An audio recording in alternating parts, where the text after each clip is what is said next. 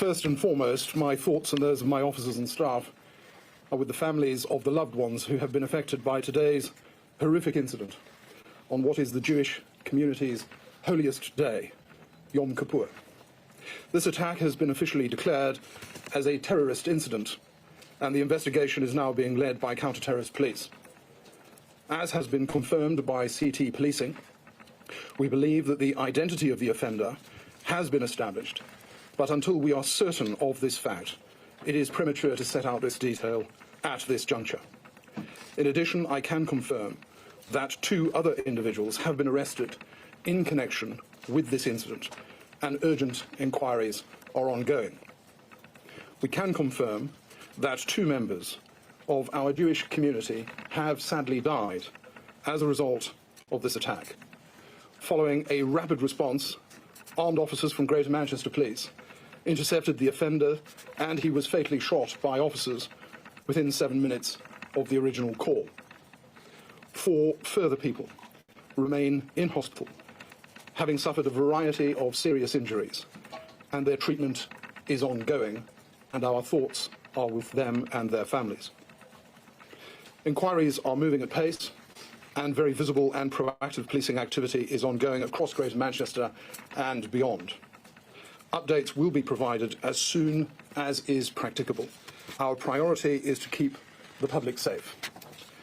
At this time, we know that a car was driven directly at members of the public outside the Heaton Park Hebrew Congregation Synagogue on Middleton Road, Crumsall, in Manchester. The driver of the car was seen then to attack people with a knife. He was wearing about his body a vest which had the appearance of an explosive device. There were a large number of worshippers attending the synagogue at the time of this attack, but thanks to the immediate bravery of security staff and the worshippers inside, as well as the fast response of the police, the attacker was prevented from gaining access. All those inside were safely contained until police were able to confirm that it was safe to leave the premises. All right, welcome. Good morning, good afternoon, good evening to everyone.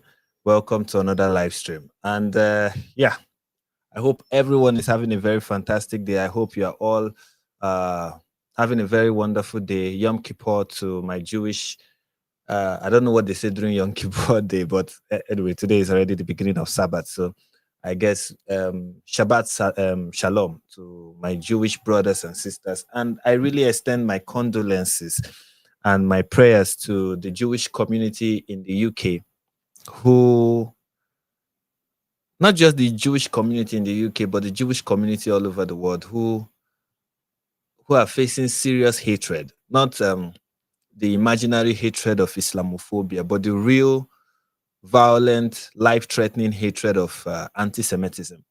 Because that's one of the dangers of anti-Semitism, that is not just in words only. It extends to conduct and what people get to do. It's quite unfortunate. As somebody who lives in a country where that is our daily news, I know what it's like to be wary of radical Islam. And yeah, as we just heard from the police, the Manchester police spokesperson, yeah, that is what we are talking about today, the attack at a Jewish synagogue in Manchester, United Kingdom. Yes. So yeah, that's what we'll be talking about. And I'm so happy to have every one of you here ready to have the conversation with me. Please smash that like button, destroy it. We're going to have a very interesting live stream.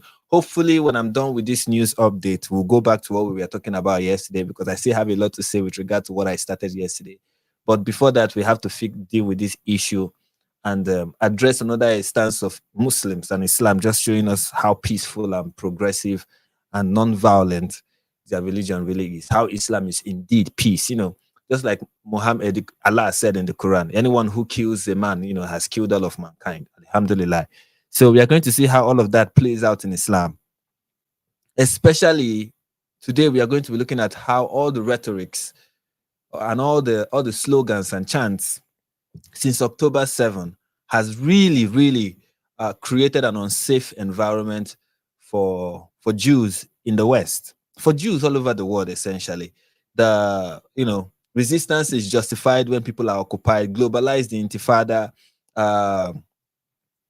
or every other, chant and slogan that we've had from protesters for the past 2 years now. All of this and people who have allowed it to happen, everyone are either inciting it, permitting it, insinuating it, or directly or indirectly, knowingly or unknowingly, and it has been coming mostly from the tolerant, moderate, progressive left, and in part from the conspiracy theory reading right in the West. And it's just unfortunate that is where we are today. But anyways, before I go into all of that, once again, ladies and gentlemen, please smash that like button. Destroy the like button. 25 of us right now. Give it 25 more likes. Let us, get this. Hopefully, we'll get 100 viewers today on this live stream. So destroy the like button. Smash it. Let everyone know. Share this wherever you usually share links like this. Let people know that we are live. We have something interesting to talk about, and it's important that the world get to know about this. It is your civic duty. You owe it to yourself. You owe it to your children. You owe it to your generation to let the world hear my voice. My voice is very important, if I do say so myself. I'm not that full of myself. The world will be all right if they don't hear my voice. I'm very sure there are many people speaking, but if you want them to hear my voice, you can always share the link to this live stream so as many people as possible can join us and we can have a very, wonderful live stream. I love to see all the number of viewers, it's encouraging to see it. And also smash that like button. Smash that like button. If you're not yet subscribed to the channel, subscribe.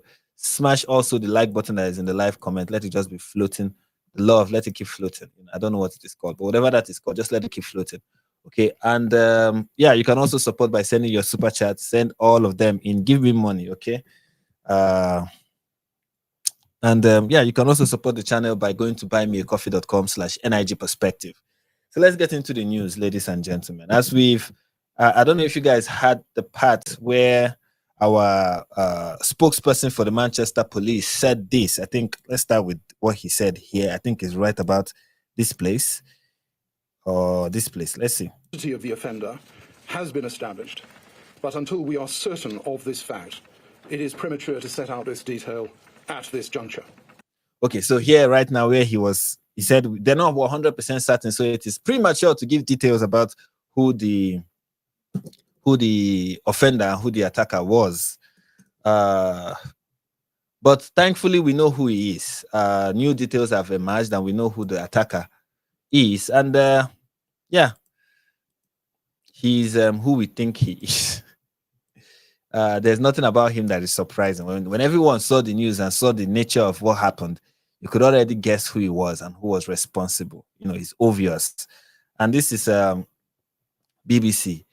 Police named Manchester attacker who killed 2 at a synagogue in Manchester, United Kingdom. A man who carried out an attack at a synagogue in Manchester on Thursday, which left 2 Jewish people dead and 3 others injured, have been named by police as Jihad al-Shami. Jihad is his name. That is how you set your children up for success. When you call your children Jihad, of course, by Jihad they mean internal struggle.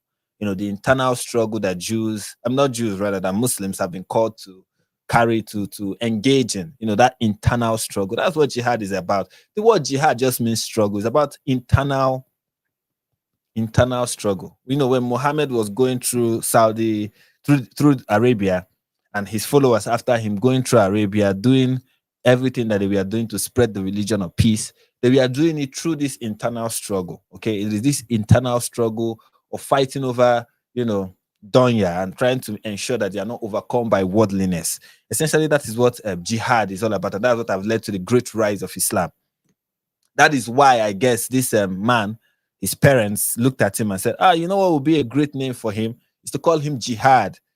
Very prophetic name. And it is that internal struggle that drove him to, that internal struggle was what he was performing before he was shot. Okay. He was carrying out the internal struggle of fighting Donya. Donya, sometimes the internal struggle of Donya can include Jews and also Christians, which is like majority of the victims of this internal struggle. Okay. But let's keep reading. Al-Shami or Jihad, a 35-year-old British man of Syrian descent, drove a car at people outside the Hilton Park Hebrew Congregation Synagogue before attacking bystanders with a knife. He was shot dead by police at the scene. Greater Manchester Police said 3 further people have been arrested as part of the investigation and declared it a terrorist incident. Okay, it is called a terrorist incident. I wonder what ideology is behind this attack. Whenever, for those who don't understand, when something is called an act of terror, is that there's an ideology, either political or religious, behind it. That is why it is called a terrorist attack. That's why when, let's say, somebody who is a Democrat and who believes in, and for Democrats or leftists, and for leftist ideology decides to engage in an act of terror, it is called, engage in violent acts, it is called an act of terror. So when they say this is an act of terror, can you imagine what will inspire, what kind of ideology will inspire this man to carry out this act of terror in a synagogue? A man named Jihad. What could possibly be the reason? My guess is that he was driven by far-right ideology. He was tired of, he was stabbing Jews to fight immigration. I think what he was against, he was anti-immigration, he's anti-open borders. He's the kind of person you see at a Tommy Robinson, parade. He's very much into that kind of circle, and is into that. I'm very sure he's the kind of person you see waving the British flag. He's the kind of, the flag of St. George. He's the kind of person who will have that flag in his front yard. So it is a far-right extremist, ladies and gentlemen. For those, the news and the police are yet to declare what ideology was behind this, but I can tell you for sure that it is far-right ideology, the kind that drives the likes of Tommy Robinson. Obviously, it goes without saying. Prime Minister Sir Keir Starmer, condemned the attack which took place on Yom Kippur, the holiest day in the Jewish calendar. The Prime Minister said that additional police assets will be deployed anyway, we will look at what the Prime Minister has said, but yeah, essentially that's what we know so far. But other information to know about the brave internal struggle Muslim. Who are we to say he's a Muslim? He's probably not a Muslim. He probably, maybe he's an Arab Syrian Christian. Who knows? But so let's not jump into conclusion. Okay, guys, in whatever you do, don't jump into conclusion. No one really knows what drove, Jihad al-Shami to engage in the kind of act of violence that he engaged in. The great, or the grand, I don't know what it is called, the Great Manchester Police said that 2 men in their 30s and a woman in her 60s had been arrested on suspicion of the commission, perpetration, and instigation of acts of terrorism. A spokesman for the force added that a suspicious device worn by the attacker during the incident has been assessed and found not to be a viable explosive. He added that no referrals related to al-Shami has been made to prevent the government anti-radicalization scheme. It is understood that al-Shami entered the UK as a young child and was granted British citizenship in 2006 as a minor. Police responded to reports of a car driving at members of the public at 9:31 a.m., I guess, on Thursday morning, after which officers quickly declared a major incident. Eyewitnesses describe how security staff prevented the attacker from getting into the synagogue. Video footage from the scene shows armed officers pointing their weapons at a man on the ground, warning people that the man has a bomb on him and urging bystanders to back away. So this is like a showing how the attack happened. This is where he drove his car. I think this is the place where he attacked the first person. I think this is the place. Number 3 is where he tried to make his way into the synagogue, but he could not. And then number 4 is where he was shot by the police. So yeah, blah blah blah blah blah blah blah blah blah. Let's look at what people like Keir Starmer have had to say about the incident. So let's hear from the great. Let's hear reactions from the great Keir Starmer. He has released 3 statements concerning this. We'll see how many of it you can endure. Let's start with this one. This is the statement he made. He was in a different country, but had to rush back to the UK to, address the situation. And this is what he had to say. The attack in Manchester this morning is absolutely shocking, and all of our thoughts are with. He said the attack is shocking. Okay. Okay. Maybe when he means the brutality of the attack is shocking, but the attack itself is not shocking. This is not, for those who don't know this is not the first time that something like this has happened in the UK. Of course, let me give you an example. In the UK, and I don't mean like it happened in 1945. I mean it happened in 2024, I believe. Let's check it. I have the news story here. This happened in 2024, and here is this very well-rounded individual. As you can see, here's the perpetrator. I want you to see his face. This is the face of greatness. Yeah, that's the face. That's the face. Look at the face of this man. And a man has been jailed for a minimum of 45 years for stabbing a 70-year-old man to death in the street shortly after he had attempted to kill his own roommate. His name is Ahmed Ali, 45, armed himself with 2 knives in the early hours of Saturday, 15 August 2023. 15 August. Okay? This is 15 October. This is how many days after October 7?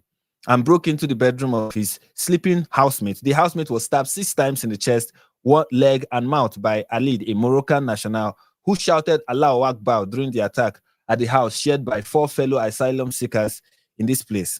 Ali had previously behaved threateningly towards the housemate, having established that he had converted to Christianity. So what happened here is that his housemate converted to Christianity, and Ali got angry with his housemate and wanted to kill him. And while he was attempting to kill him, stabbing him in multiple times, he was shouting Allahu Akbar. Okay? In the darkness, his housemate could not find the door handle to escape, but managed to fight off Ali and disarm him during the attack. Upon hearing shouts for help, another housemate came to assist, and Ali was forced out of the bedroom. After retrieving one of the knives, Ali then left the property and walked toward Hartlepool town center. CCTV footage show Ali walking past Mr. Connie on one side of the road before circling around to approach him from behind. Mr. Connie then turned to face Ali before being pushed to the ground and attacked with a knife. He was stabbed 6 times to the chest, abdomen, and back. By 5:40 a.m., Mr. Connie was found by police officers on their way to the incident at this place. And despite attempt to help him, he was pronounced dead shortly after 6 a.m. In police interview, Ali admitted the murder of Mr. Connie and the attempted murder of his housemate, and stated that he had committed the act. Listen to why he said he committed it. For revenge, because Israel had killed innocent children. So this talk about, oh, I'm shocked by this. Oh, how could this happen? How could somebody do something like this? Like it has not happened before. 2 years ago, this happened. Okay, it was not, this person did not target Jews specifically, but he was killing people because he was saying he was doing it because Israel just attacked. Israel is killing innocent children. And this is just at the beginning of the war. We are not, this was not 60,000 alleged dead bodies later in Palestine. This is not after Hamas declared that 60,000 people, or even Hamas have not even started declaring figures. Okay, Hamas have not even started naming, oh, we have so and so dead. No, they've not started doing that. It's just the beginning of the IDF responding to the attack on October 7th. Okay, keep that in mind. And Alid was carrying out revenge in the UK because Israel had killed innocent children. He added that if he had a machine gun and more weapons, he would have killed more victims. He described Mr. Connie as an innocent victim who he killed because Britain had created the Zionist entity, which is Israel. At the end of the interview, which was conducted by 2 female detectives, Ali assaulted the officers, with one suffering an injury to her left shoulder and left wrist. Maybe this is enough, to show that maybe you shouldn't have women in the force, but that's another conversation.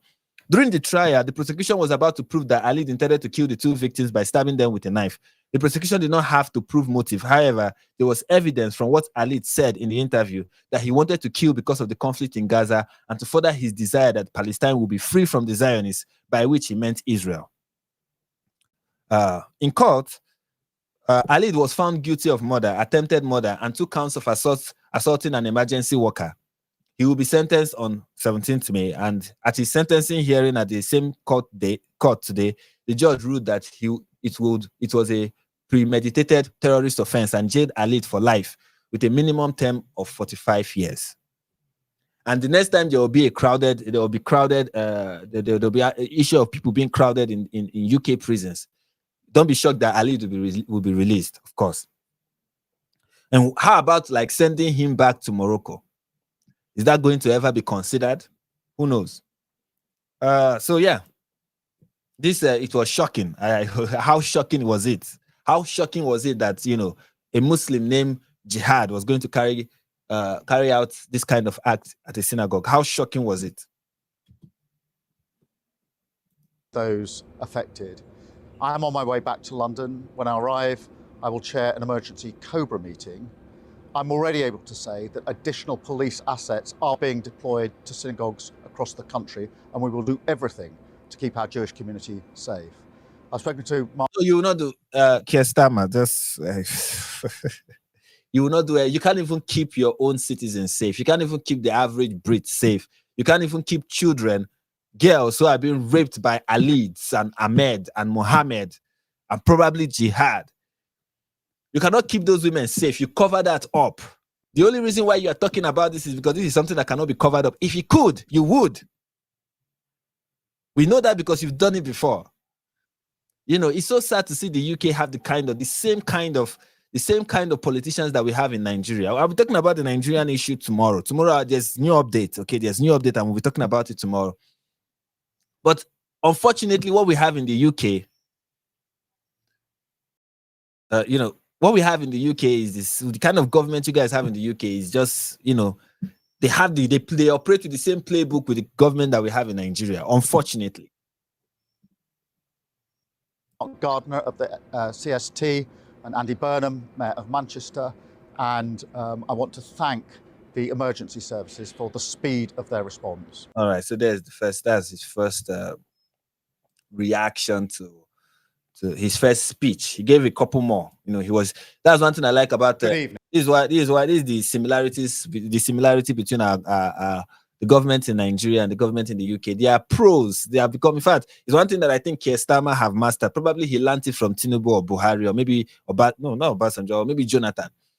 Is this, whenever tragedy happens, one thing that they are good for is giving speeches. Oh, they are going to give a lot of speeches.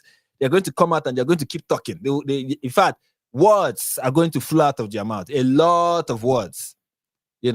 Words. It's like the hallmark of being a leader these days when it has to do with issues like this is, learn how to give speeches. Just keep giving speeches and saying things. Just let words keep flowing out of your mouth. Maybe if words will fix the problem, maybe if you talk more, if you give more speeches, things will change. And here he is giving another one. Good evening. Earlier today, on Yom Kippur, the holiest day for the Jewish community, a vile individual committed a terrorist attack. Not just a vile individual. He wasn't just a vile individual. His name is Jihad. Okay, of course, he's a vile individual. Sorry. Of course, Keir Starmer knows best. So yes, he's a vile, random individual, just motivated by the same thing the rest of us are motivated by. He's probably crazy. It's called crazy acts of terror. So you never can tell what is going to motivate this kind of person these days. I mean, why was he committing this act of terror? He was doing it for Palestine, but he wasn't doing it because he's a Muslim. No, it has nothing to do with that. He attacked Jews because they are Jews, and attacked Britain because of our values. Oh, so this person attacked. So I guess from the information that you have, because you are saying this, definitely this was done because this person was targeting Jews.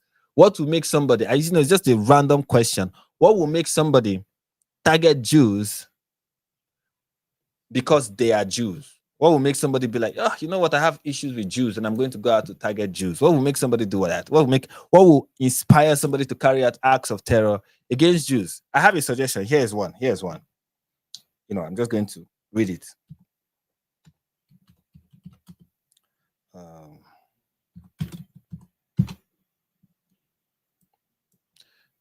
This is just one possible explanation. Maybe something for the British government to consider.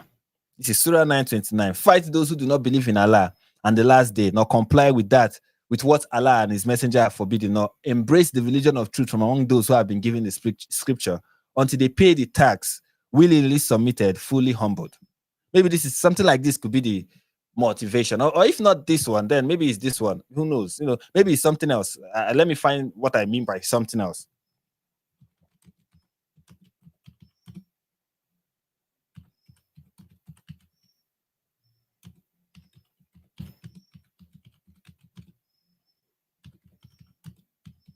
Yeah, let me just probably, we are just spitballing here. We can never really tell, but you know, but can offer possible explanation. So this is my possible, explanation. This is what is this? This is Surah. That says Surah Sahih al-Bukhari 29:26. And it says, Allah's messenger said, the hour will not be established until you fight the Jews, and the stone behind which a Jew will be hiding will say, oh Muslim, there is a Jew hiding behind me, so kill him.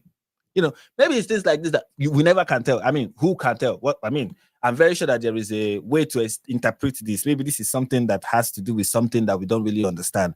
And maybe the interpretation of this is not really accurate. You can never really know the Arabic these days. So I'm just saying, it's something to consider. Who can tell? Who really can tell why someone would want to attack a Jewish person? Why someone named Jihad would want to attack a Jewish person?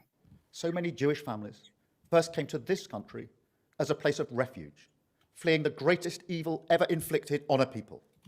And Britain welcomed them. Communities like the one attacked in Manchester provided safety, but also the security that comes from a promise that this is a country that stands up to hatred, and that we don't just provide refuge, we provide a home. For so many Jewish families, that is the story of Britain. But Britain if Britain stands against hatred, and we are against hatred, and we are against every form of hatred, oh man, you should see what is written in the Quran. You should see what is written in the Hadiths. If you should see what the Islamic sources say about various group of people, and you understand whether indeed you are standing against hatred. Britain is also a country. Or Jewish buildings. Or at best. One thing that is certain that the people in UK and the UK government is doing is excusing hatred. It's not just them anyways, so let me not just be hard on them. It's just or select them, but in this case, it is in their territory that this is happening. But one thing that is understandable in the West right now, it's kind of like a trend, has been a trend for a very long time, is that the West claim to be against violence. The West claim to be against intolerant religious bigotry and discrimination against people based on identity and all whatnot. They claim to be about that. Unless it has to do with Islam, then they excuse it. So, when it has to do with Muslims and when it has to do with Islam, there's just this excuse, this explanation, this explaining a way of violence where it is clear that this religion is calling for violence and this religion is violent. And that anyone who carries out acts of terror in the name of the religion is not just a radical extremist, is basically a pious Muslim. So they excuse it. And that's what they've been doing for a very long time. I mean, you remember George Bush after 9/11 saying Islam is peace. One of the most outrageous statements you can ever hear from a politician. Islam is peace. And this is not somebody who is a leftist. This is not a leftist. This was a Republican president.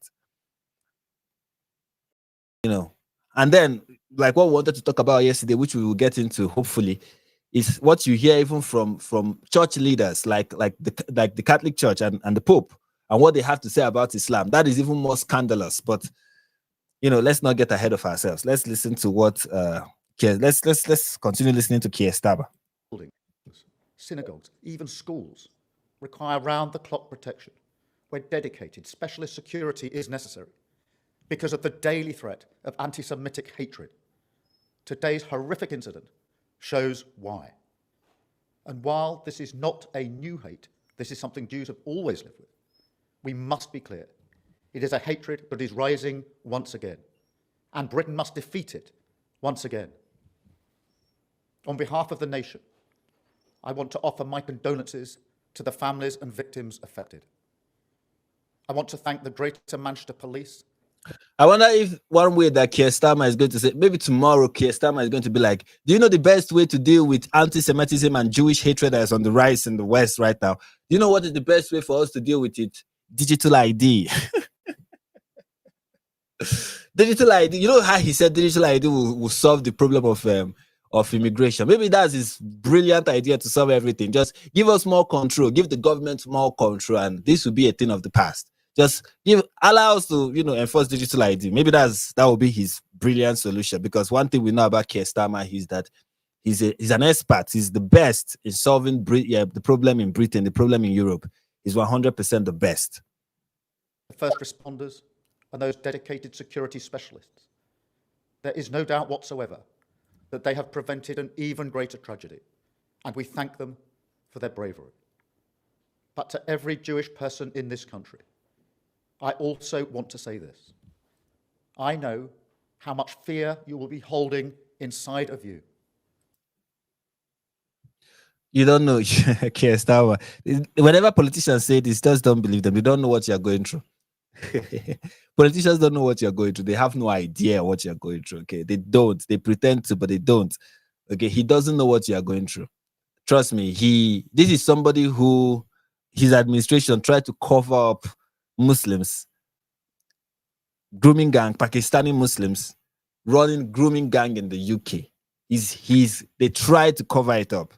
Okay, this person is not someone who is going to. The reason why he's talking about this is because it cannot be ignored. The reason why he's feigning this concern is because it cannot be ignored. He has never done anything to make you feel safe, and he's not going to start now.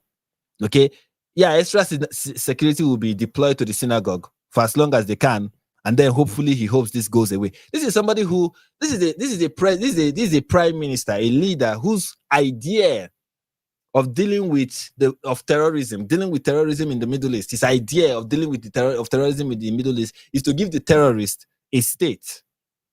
That was his great idea. What do you think he's going to do to curb the rise of anti-Semitism? I will not be surprised if one of his brilliant ideas will be, okay, you know what? Let Birmingham enforce Sharia. That's the best way for us to achieve peace in the Middle, not even in the Middle East, in the UK, and let's not have all this stabbing and all whatnot. I mean, this is the person who thought the perfect solution to the issue in the Middle East is to declare a state in Palestine. That was what he thought, his brilliant idea. Has it solved the problem? There are still protests right now as we speak. Yesterday there were, and I hope, but I imagine that they are going on even today in front of, what is the name of that street where the prime minister's, whatever it is called, is. They are protesting right now, protesting for Palestine, even after the attack at this Jewish synagogue, at this synagogue, not Jewish synagogue, at this synagogue. Even after that, there are still people that are protesting right now, calling for a free Palestine, of course. Give me a second, let me fix something. I'm coming.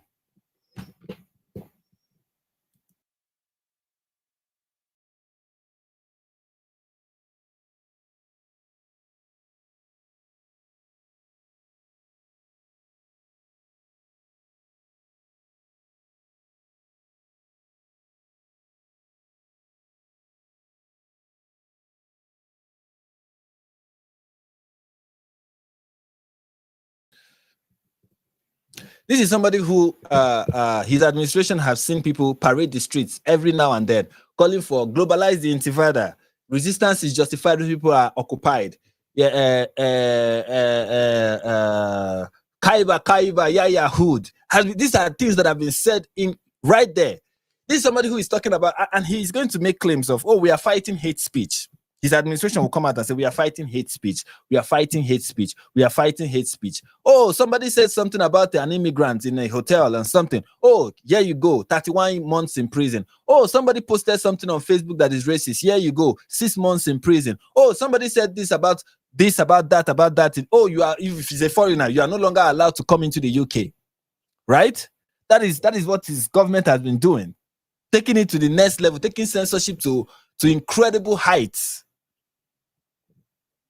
Meanwhile, people daily, regularly, for the past 2 years, have been chanting globalize the intifada, calling for jihad.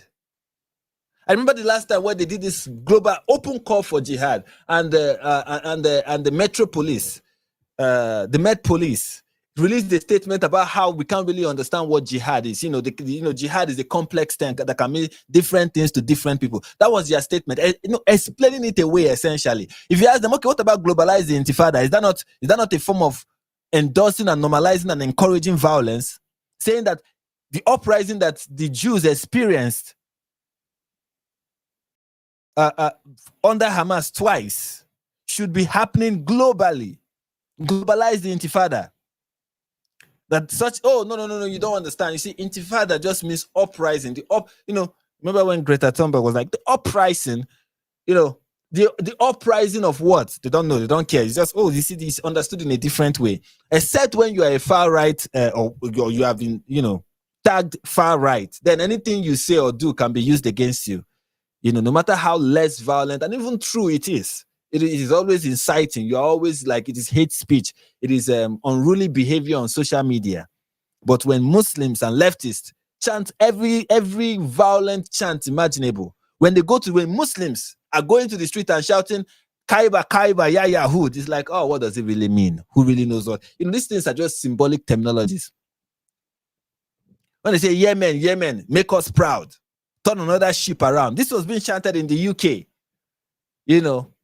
Of course, we need to contextualize these statements. We cannot just take them just like that. We need to we need to really break it down and analyze it and really understand what they really mean when they say this kind of things. You don't just go, you don't just say, oh, there are layers to this. There are like context. There's many contexts to it that you need to, there are ways when you talk about turn another ship around, what do they really mean? We don't really understand it.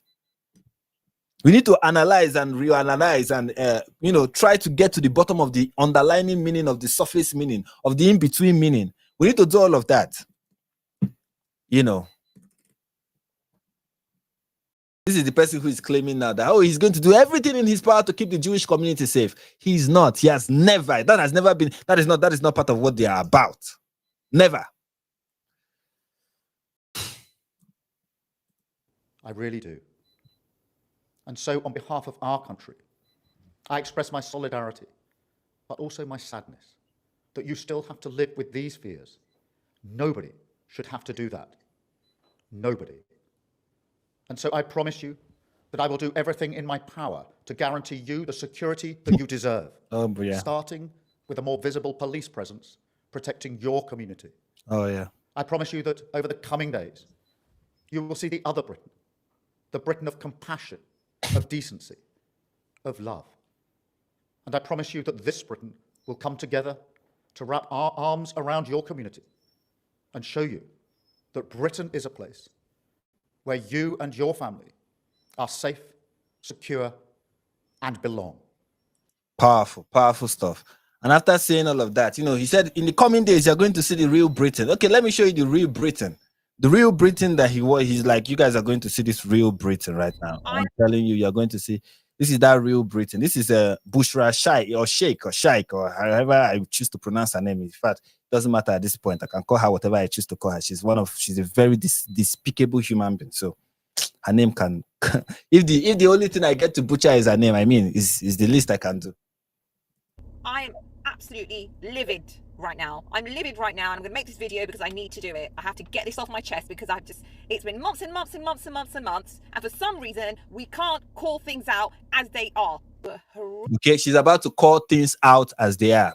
She just saw this horrific attack at the synagogue in Manchester, and she's about to call things out as they are. What do you think she's about to say? Do you think she's about to say, okay, we have a problem of radical Islam in the UK and we need to address this now, head on? Do you think that's what she's about to say, guys? What do you think she's about to say?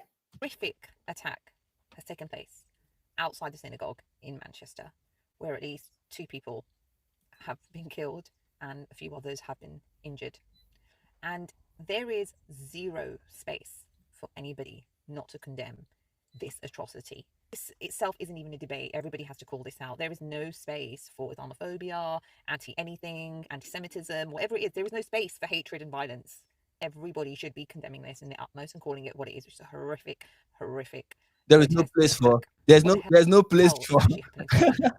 She couldn't even help herself. We're talking about Jews. She's like, oh, we have to also chip in Islamophobia, anti-Semitism, Islamophobia. There is no place for it in British society. There's no place for it. There's no place for it, and we have to call it out. Of course, it's horrible. And then just watch what she's about to say. Just pay attention because it's coming. Is it partly because our government, our leaders are refusing to acknowledge what it is that is causing this spike in these hate crimes? Yeah, so the problem is because the leaders in the UK are ignoring what is causing the spike. This spike is in Islamophobia. There is something that is causing it. And and the government in the UK is ignoring it. Now, guess what that is going to be? Because that's what they are. that if it's a targeted group of people in the religious place, which they should be able to be safe without being killed and attacked, that this is a rise of hate crime in general. There is Okay, it's not just the rise of anti-Semitism. No, because as if this is one thing Muslims cannot do. I think they are incapable of doing it. Most of them, like Bushra Shaikh and the rest, they cannot condemn the killing of Christians without reminding us that Muslims are also being killed. They cannot condemn the killing of Jews without reminding us that some imaginary Muslim is also facing persecution somehow. It's the same thing they've been doing right now. We'll talk about it tomorrow. The same thing they've been doing with the issue of Christians being slaughtered in northern Nigeria. The same thing they've been doing now is, but what about the Muslims? What about the Muslims? What about the Muslims that are being slaughtered as well? I mean, are we not going to talk about the Muslims? And can we not also talk about the fact that there are other things that are leading to this? What about climate change? If Al Jazeera released an article talking about, let me not get into it right now. Let's save it for tomorrow. Let's save it for tomorrow. Guys, subscribe, ring that notification bell. Tomorrow I'll be on fire. Tomorrow I'll be on fire because I have things to say to Al Jazeera. I have to say about Al Jazeera. You see the Al Jazeera network, Oh God, like we say in Nigeria, thunder will fire somebody. Anyways, they cannot just help themselves. They cannot just help themselves than to make something. But what about the other? What about the other? What about other things? What about other factors? Can you consider this one? There is look at how she said there is a rise in hatred. There is a rise in hatred. This is a rise in hatred, not a rise in hatred towards Jews. It's just hatred in general. This person just did it because he just has hate in his heart. There's this general hatred in the atmosphere. It's just flowing. This general hatred is just in the atmosphere. Somehow, there is just this hatred. People just want to stab people. You know, the other day, there's this Christian was stabbing a Muslim, and a Muslim was stabbing a Jew, and a Jew was stabbing a Christian. It's just happening. There's this general hatred flowing. In the art, is in the air. It's like an aura. Is a trend. Is the vibe. This general, unspecific hatred. There is a direct link. There is a direct link with geopolitical issues and the rise of hate in other. So she said there's a direct link. There is not an indirect, but a direct link between geopolitical issues. Now that she has mentioned geopolitical issues, guess what she's about to make this about? Just imagine in your head what she's about to tie what just happened to a synagogue. Just guess what she's about to tie it to and what she's about to blame it on. Not on Islam, not on radical Islam, not on radicals who believe that Allah has given them the onus to go out there and slaughter Jews and Christians. It's not that. It's none of that. It's geopolitics. And just guess what geopolitical issue is leading to Muslims, going out and hunting Jews down. Countries. I blame this on Benjamin Netanyahu. Did you hear that, guys? Let me take it back. For those in the back who did not hear, because Bushra Shaikh just made a very powerful point. Okay? The real culprit, the person really responsible for what just happened at the Jewish synagogue, the person really, really responsible for it is... I blame this on Benjamin Netanyahu. Powerful. Benjamin Netanyahu is responsible for this. How? Sorry, because he keeps telling the world that those atrocities that are taking place in Gaza is for the security and the safety of Jewish people all around the world. Bushra, you... Oh, God, keep my mouth holy. Keep my mouth holy. But Bushra Shaikh, or Sheikh, or whatever the hell your name is, there are Christians that are being slaughtered in Nigeria by radical Muslims and radical Islamic groups regularly, constantly. How many times have you heard of Christians going out and the Nigerian government have tried to explain it away, ignore it, downplay it? Muslims have even come up and give stupid excuses for it. How many times have you heard that Christians in Nigeria start randomly attacking Muslims as a reprisal because of what is happening in Nigeria? This has become mainstream right now. Everybody is talking about it. Have you heard of somebody in America who went as a Christian in America, who went to a mosque right now at this moment and killed people because of what is happening in Nigeria. And then when he was asked, why did you do it? He said, I'm doing this for Nigeria. More people have died in Nigeria than have died in Gaza. What is happening in Nigeria, what is becoming mainstream news in Nigeria has been going on since the independence of this country. It did not start today.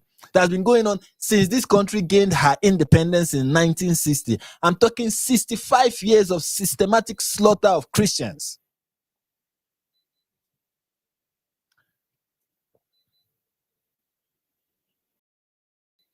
How many Christians have just gone randomly and started attacking Muslims as retaliation? As oh, this is me fighting back what is happening in northern Nigeria to Christians in northern Nigeria. How many? Have you had anything like that? But October 7, the response of Israel after October 7 is the reason why this person who named Jihad is attacking Jews. Bibi is responsible somehow in your low IQ brain, in whatever it is that is occupying that thing in your head. It makes, as you were saying this thing, you're like, yeah, this is smart, this is brilliant. Everybody can see clearly that I'm making a very valid point. As it was coming out of your mouth, you're like, yes, this makes sense. And the annoying thing is that there are other morons like yourself who hear this rubbish that is coming out of your mouth and be like, yeah, she's making a very valid point. I mean, I agree with her. I see it. With what Bibi is doing in Gaza right now, I mean, it is giving radical Muslims the impetus, the audacity, the motivation they need to attack Jews as they've always been doing. As they've always been doing. Is this the first time? Have Jews in the UK not been attacked by Muslims before? Is this the first time?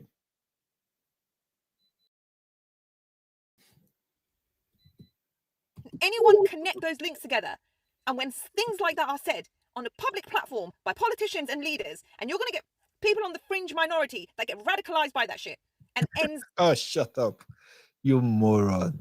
You absolute moron. Start putting Jewish communities in danger, which is what we've just seen here now. That's exactly what's going to happen.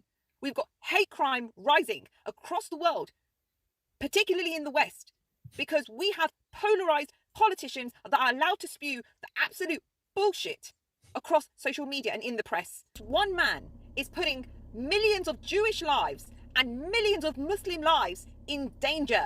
Yeah, of course. He's putting the life of Muslims in danger. No, it is not Hamas, it is not Gaza, it is not Mohammed, it is not the Quran, it is not any of that. It is Benjamin Netanyahu. You are a very stupid person, my dear. My dear, this is coming from a place of love. I say to you, as gently as I can, Need very, very stupid. You are painfully, pathologically stupid. Your own stupidity, your kind, cannot go away except by prayer and fasting. And not the kind that Muslims do. Not that feasting during breakfast, during eating a banquet, during breakfast and dinner. I mean real fasting, dry fasting, the type that Jesus did. That's the kind. For your stupidity to go away, you need serious fasting, because something is fundamentally, basically, intrinsically wrong with you. Something is a DNA something. You understand? It's in your blood. The stupidity is stitched in your chromosome. So he can continue committing the crimes. I think we've had it. I don't think I want to annoy myself further. Here is and she's not alone. There are other moronic people saying something similar. You will not believe the next person I'm going to play his clip. And that, yeah, of course, is this fantastic thought leader in America, and that's best friend to Megyn Kelly and the likes. You know, Megyn Kelly's best friend is about to tell us something powerful. Wondering why there's an awful lot of lunatic anti-Semitic, and that suits the Israelis just fine. And if you're wondering why there's an awful lot of lunatic anti-Semitic comment about Israel online, you have to wonder how much of that is organic. Some of it, of course, there are always haters. But how much of it is not organic at all? How much of it I think one of that. Oh, shut up. The lunatic, all Jews are evil. Pause you. Shut up. I don't want to hear it. I think this. I think some of this content that is being pushed out there by the likes of Bushra Sheikh and Tucker Carlson is just rage baiting content. You know, I've been seeing so many videos by Tucker Carlson. I think his latest episode floating around, and I'm like, let me respond to this. And I'm like, don't let this lunatic get a rise out of you. Don't let this fool get a rise out of you. And you know, you just react to his content online and get really angry, because I think that is kind of what is going on now. It's just rage content. Essentially, people are just rage baiting. I think when Tucker makes some of these statements, it's just rage baiting. Unfortunately, there are people who take him like, oh yeah. Because I don't know how somebody is going to sit down and really say things like this if the goal is not to annoy people, if the goal is not to provoke people, if the goal is not just to make people upset. He knows what he's saying is ridiculous. There is no way somebody like this does not know that he's sounding stupid, painfully stupid. Imagine when you are saying the same thing as Bushra Sheikh from Pakistan, when your brain is thinking like a Pakistani. You understand? When you are talking like somebody who is the product of inbreeding, when you have the same mentality like them, you know, you have to start asking yourself, do you really, does this person really believe this, or is the goal just rage baiting? That's what this is at this point. Tucker Carlson is now your average rage baiter on YouTube. You know those people who just, their goal is just to be annoying on social media for clicks. He's the what's no this guy, something Somali.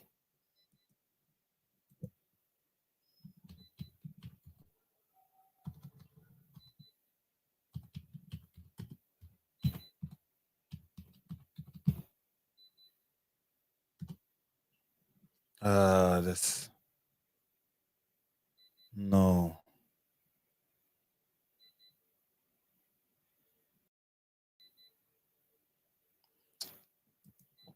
There's this guy. Can I help me? Yeah, Johnny Somali. Thank you. I forgot his name. Tucker Carlson is the Johnny Somali of podcast. That's just what he is. He's the Johnny Somali of podcast. He's just going around just saying annoying things, and his goal, his target is, of course, to annoy Jewish people. That is what he has reduced himself to. That is what he now describes as journalism. He's getting into the bottom of the matter. That is the kind of thing that, you know, Megan and friends are defending. The Johnny Somali of podcast. That's just what he is now. That's what he is now. Rage baiting. That is what he's focused on right now. Because sometimes when people say stupid, when people like Tucker Carlson talk, you're like, no, yeah, you are better than this. You are doing this because, you know, after he left Fox News, he could have gone out and be like, I'm an honest reporter trying to make honest, you know, like, try to really be an honest journalist. I could do that. I could go the traditional route as a conservative pundit, just talking as, you know, the normal things that I usually talk about. Or I could just become Candace Owens, the male version of Candace Owens.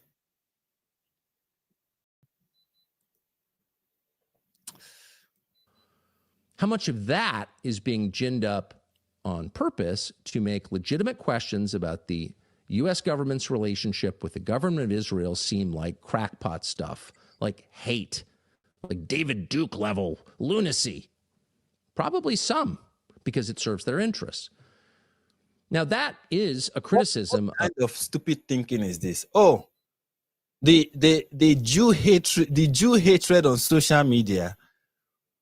The Jew hatred on social media, which is being inspired by radical Islam and woke leftist ideology, and also conspiratorial stupid mindset of some right-wing figures like Tucker Carlson, is somehow being engineered by Israel.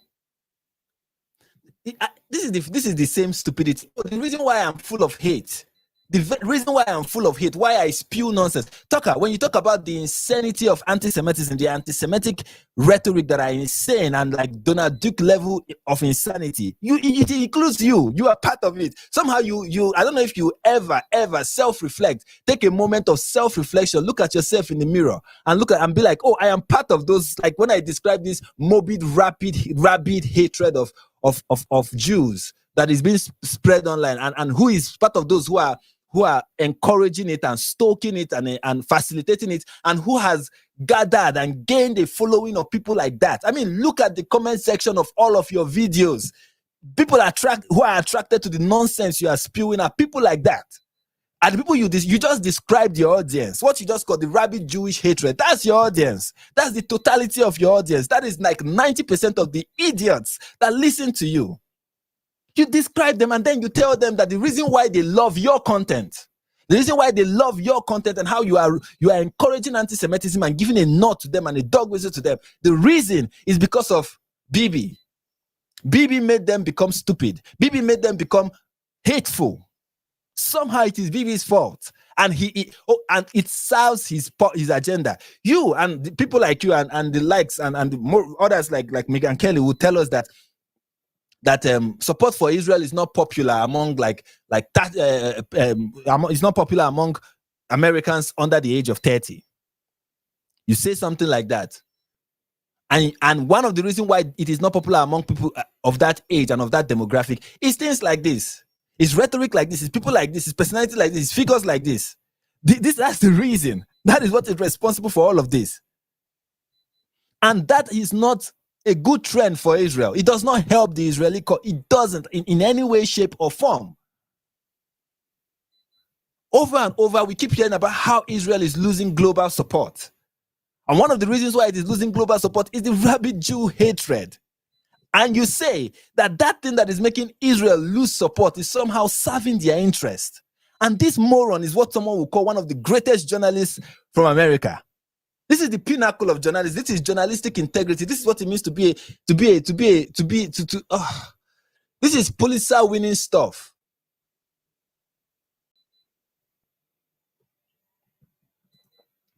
Of the state of Israel and its incredibly sophisticated propaganda campaign, which again, the rest of us have been marinating in for a long time. But the true villain here, I would argue, is not the state of Israel, the Jews. It's the United States. It's our leaders who are putting up with this. Israel is a small country with very limited resources, and it is doing its best to serve its own. The goal of this moron is just what he wants is to influence people in America to not support Israel. That is his goal, and he's being effective.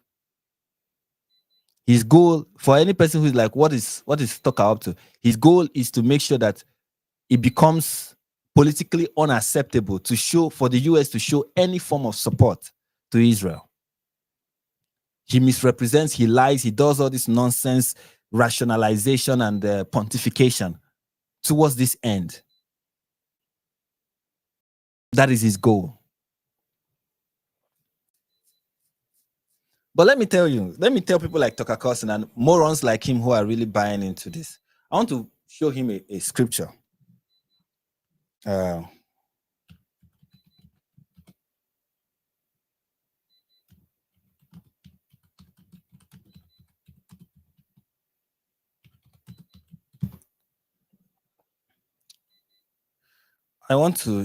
think many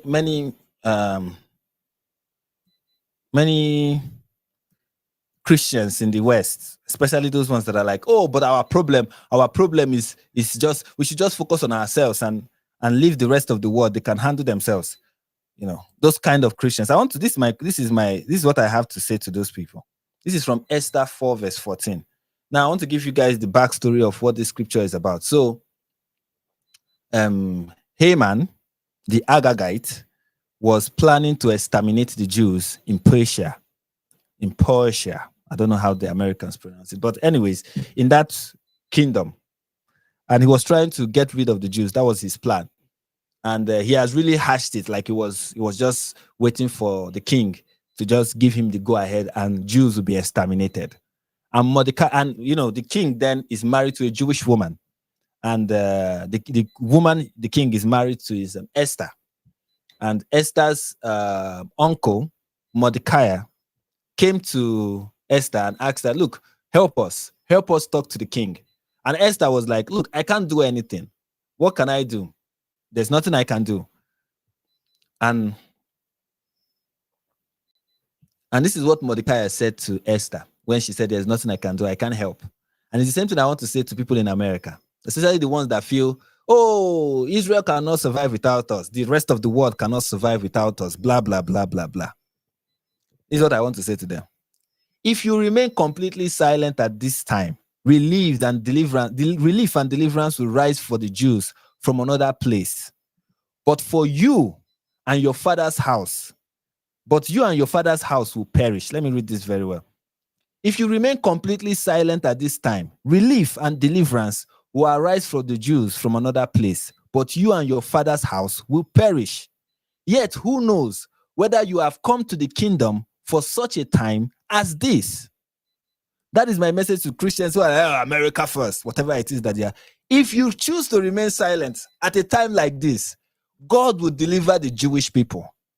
If you choose to remain silent while others are suffering, especially Jews and Christians, because thankfully Christians, the plight of Christians, especially Christians in Nigeria, is getting major recognition in the United States.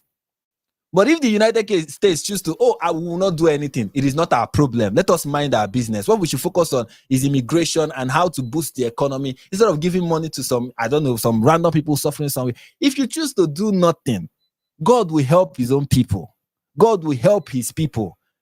Some of you think you are indispensable. Like, if you don't, God will help his people. Salvation and deliverance will arise for the Jews from another place. But you and your father's house will perish. Yet who knows whether you have come to the kingdom, whether you are in the position you are, whether you are where you are, whether God has placed you in that place you are for such a time as this. One thing about Western Christians is their inability to understand where the role they can play internationally. You see, do you know why woke ideology is very effective? Do you know why communism is very effective? Is that it is not regional.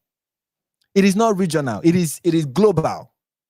Do you know why conservatism and the rest is always finding itself losing to leftist ideology? Because it is regional. It is local. They always think about me, myself, and I. And that's why people keep losing. People keep losing. Perhaps you have been placed in the position you find yourself in. Perhaps one of the reasons God allowed Donald Trump to win. Maybe you people think, Donald Trump won because we were able to strategize. No, he won because God wanted him to win. Perhaps that is why things like this, God allowed it to happen for such a time as this.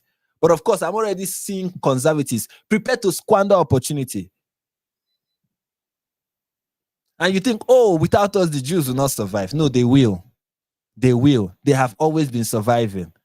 The story of Jews is the story of survivor, the story of resilience, the story of overcoming, of surviving, despite what the world throws at them. So if you think they need you, you're not even looking at it from what do God want you people to do. And then people will be like, are you saying that the liberal abortion on demand nation of Israel is what God wants you to defend? That is not what God is looking at. Where in the Middle East is there a safe haven for Christians, for Jews, for people of various religions to freely express their religion? What do you think God wants to establish in the world? A Christian theocracy?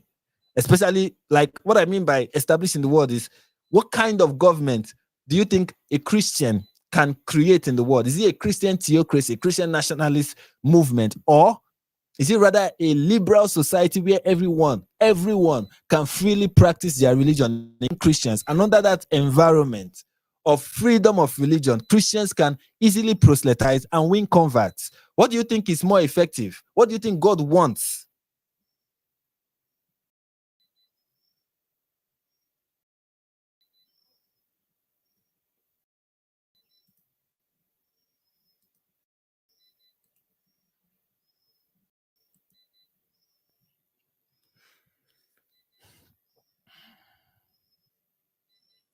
Anyway, done with Tucker Carlson. Let's look at something else.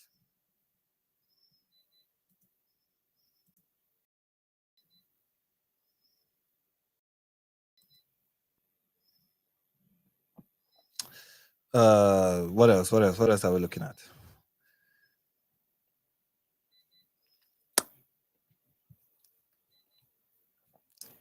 You know what? I think this is a perfect opportunity to go to the second thing I was hoping that I was able to continue, which is what I was talking about. This is what I was talking about yesterday with regards to the whole Pope affair. I think we should go back to that. If you want me to continue what I was talking about yesterday, say yes in the comments. Or if you want me to keep ranting about what America is and what some Americans are thinking with regards to Jews, say no, keep talking about the America and Jew stuff. Your vote counts now. The number I'm counting comments, okay? So start saying them now. Okay, I'm counting comments right now. So start telling me what you think. Anyways, I've seen only 1 yes, and that 1 yes is what I'm going to go with. Since everyone else is like, well, do whatever you want.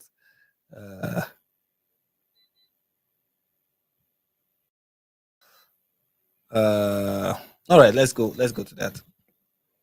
So yesterday, I was talking about what the Pope was saying with regards to, you know, what the woke Pope that Catholics have been, you know, have to deal with. And my goal yesterday was not just to talk about how the Pope is woke. You know, of course, I wanted to look into that and, you know, examine that. But my goal is to show how this is not just a problem of wokeness, but it's the problem of it's not just wokeness in the sense of, or of course, it's a problem of wokeness, but what that wokeness is going to lead to, and what it is already leading to, and how it started.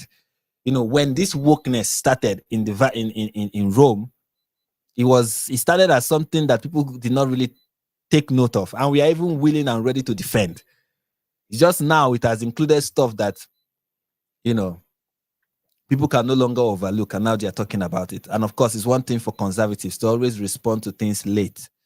It's kind of like a trend at this point.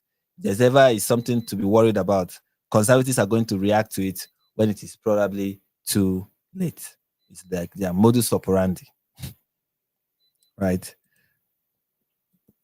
So I want to look into that right now. I want to go into that. So first, we're going to continue from what we were watching with regards to that issue, which is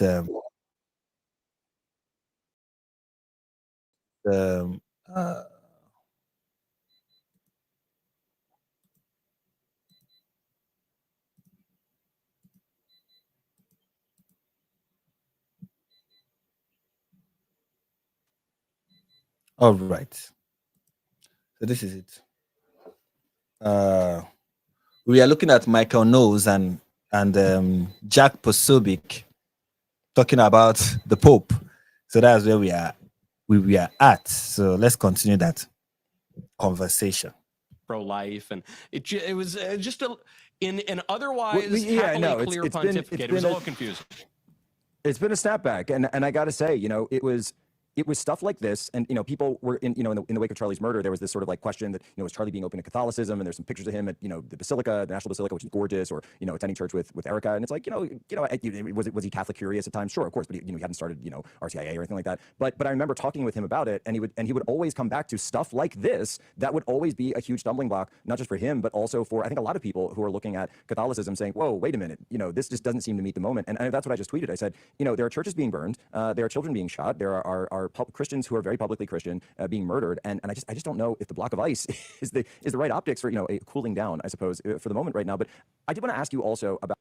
But I think one thing that Catholics, maybe they understand it, but you guys should understand, like, as a Protestant, you should understand my position and our position when it has to do with this issue. Okay, and it has to do with this issue, why we kind of object to Rome. It's not just a symptom issue, it's like the basic fundamental principle behind it, which is the position that he holds as the vicar of Christ. It's not just, oh, the Pope is saying this. It doesn't even matter. If he was a random priest who is saying it, of course, but the Pope is the one saying these things. That's the problem. Okay, that's the problem for us. It is the Pope who is saying it. That is why, of course, someone like Charlie will say, oh, I have an issue with the Pope saying this and that. But you might also point out to him that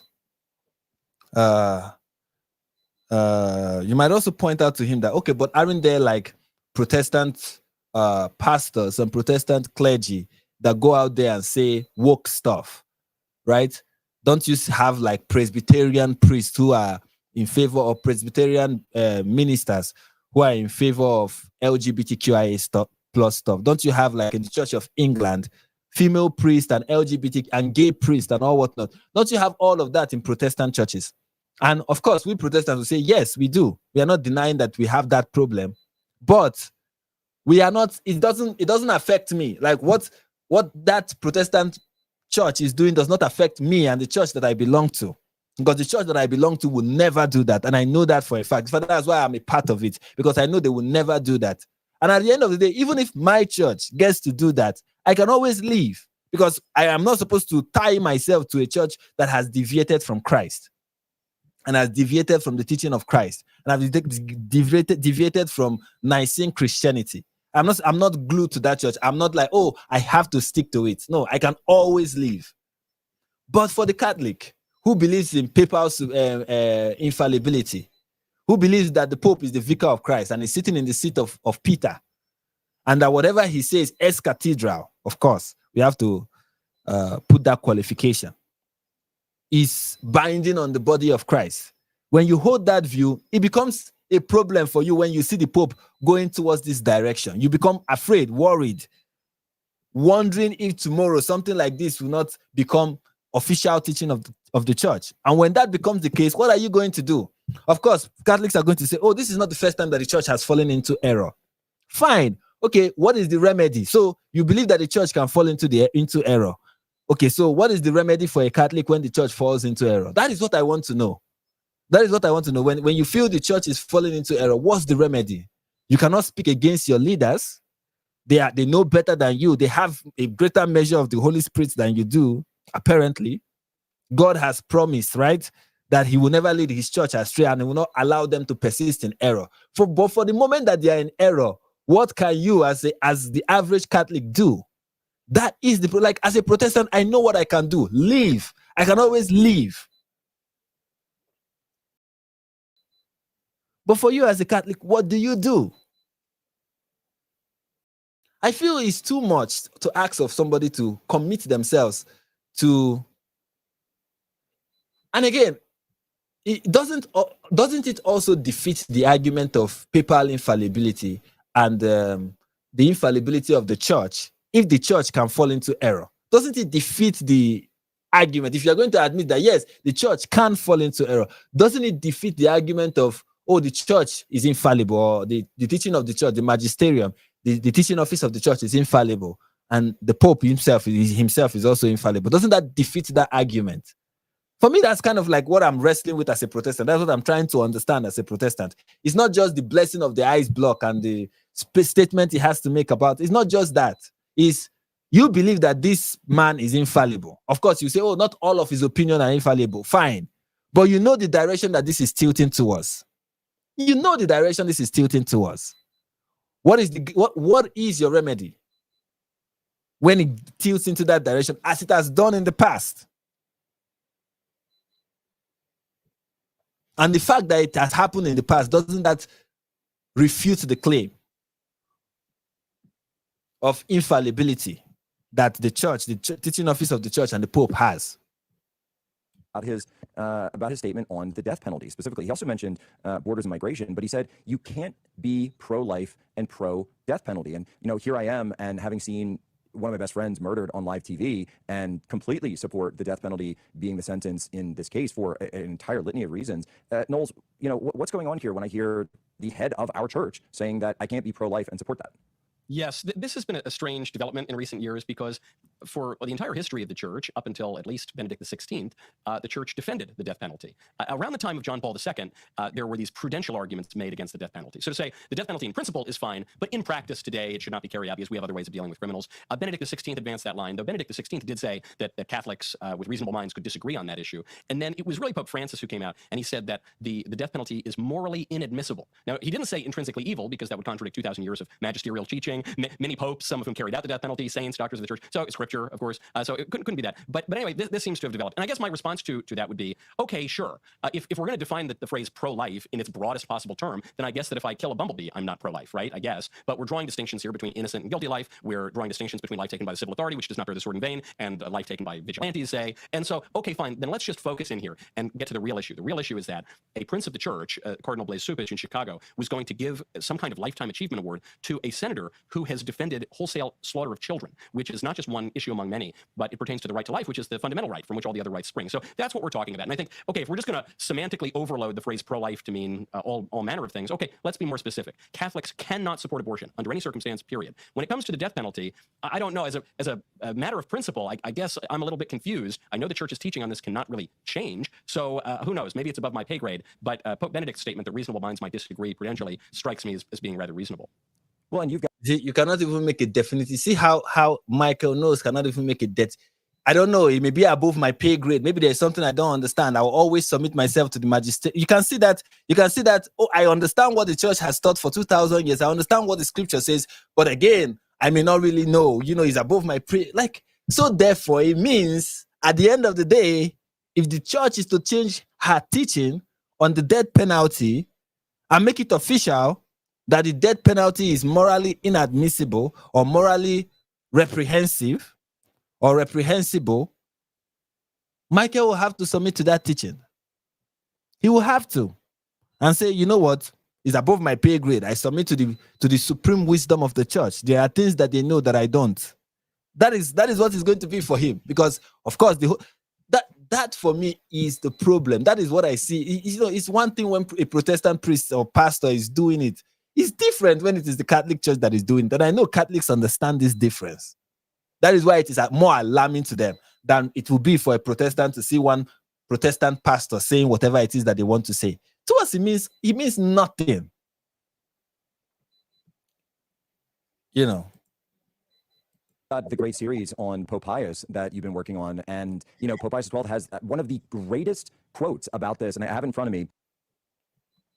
So Anya Umesi is saying, we will wait for it to pass. We survive. We survived the last Pope. By the way, I do not believe the Pope as a human being is not infallible.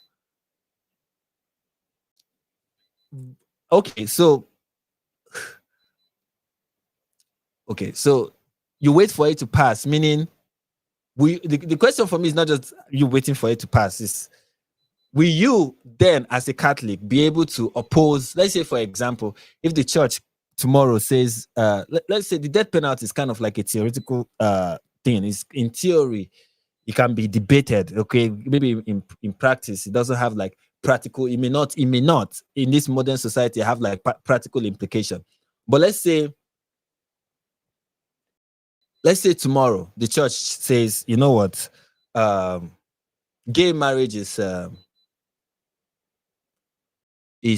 scriptural, it's scriptural. Gay marriage is scriptural. Gay marriage is not a sin. Let's say tomorrow they come.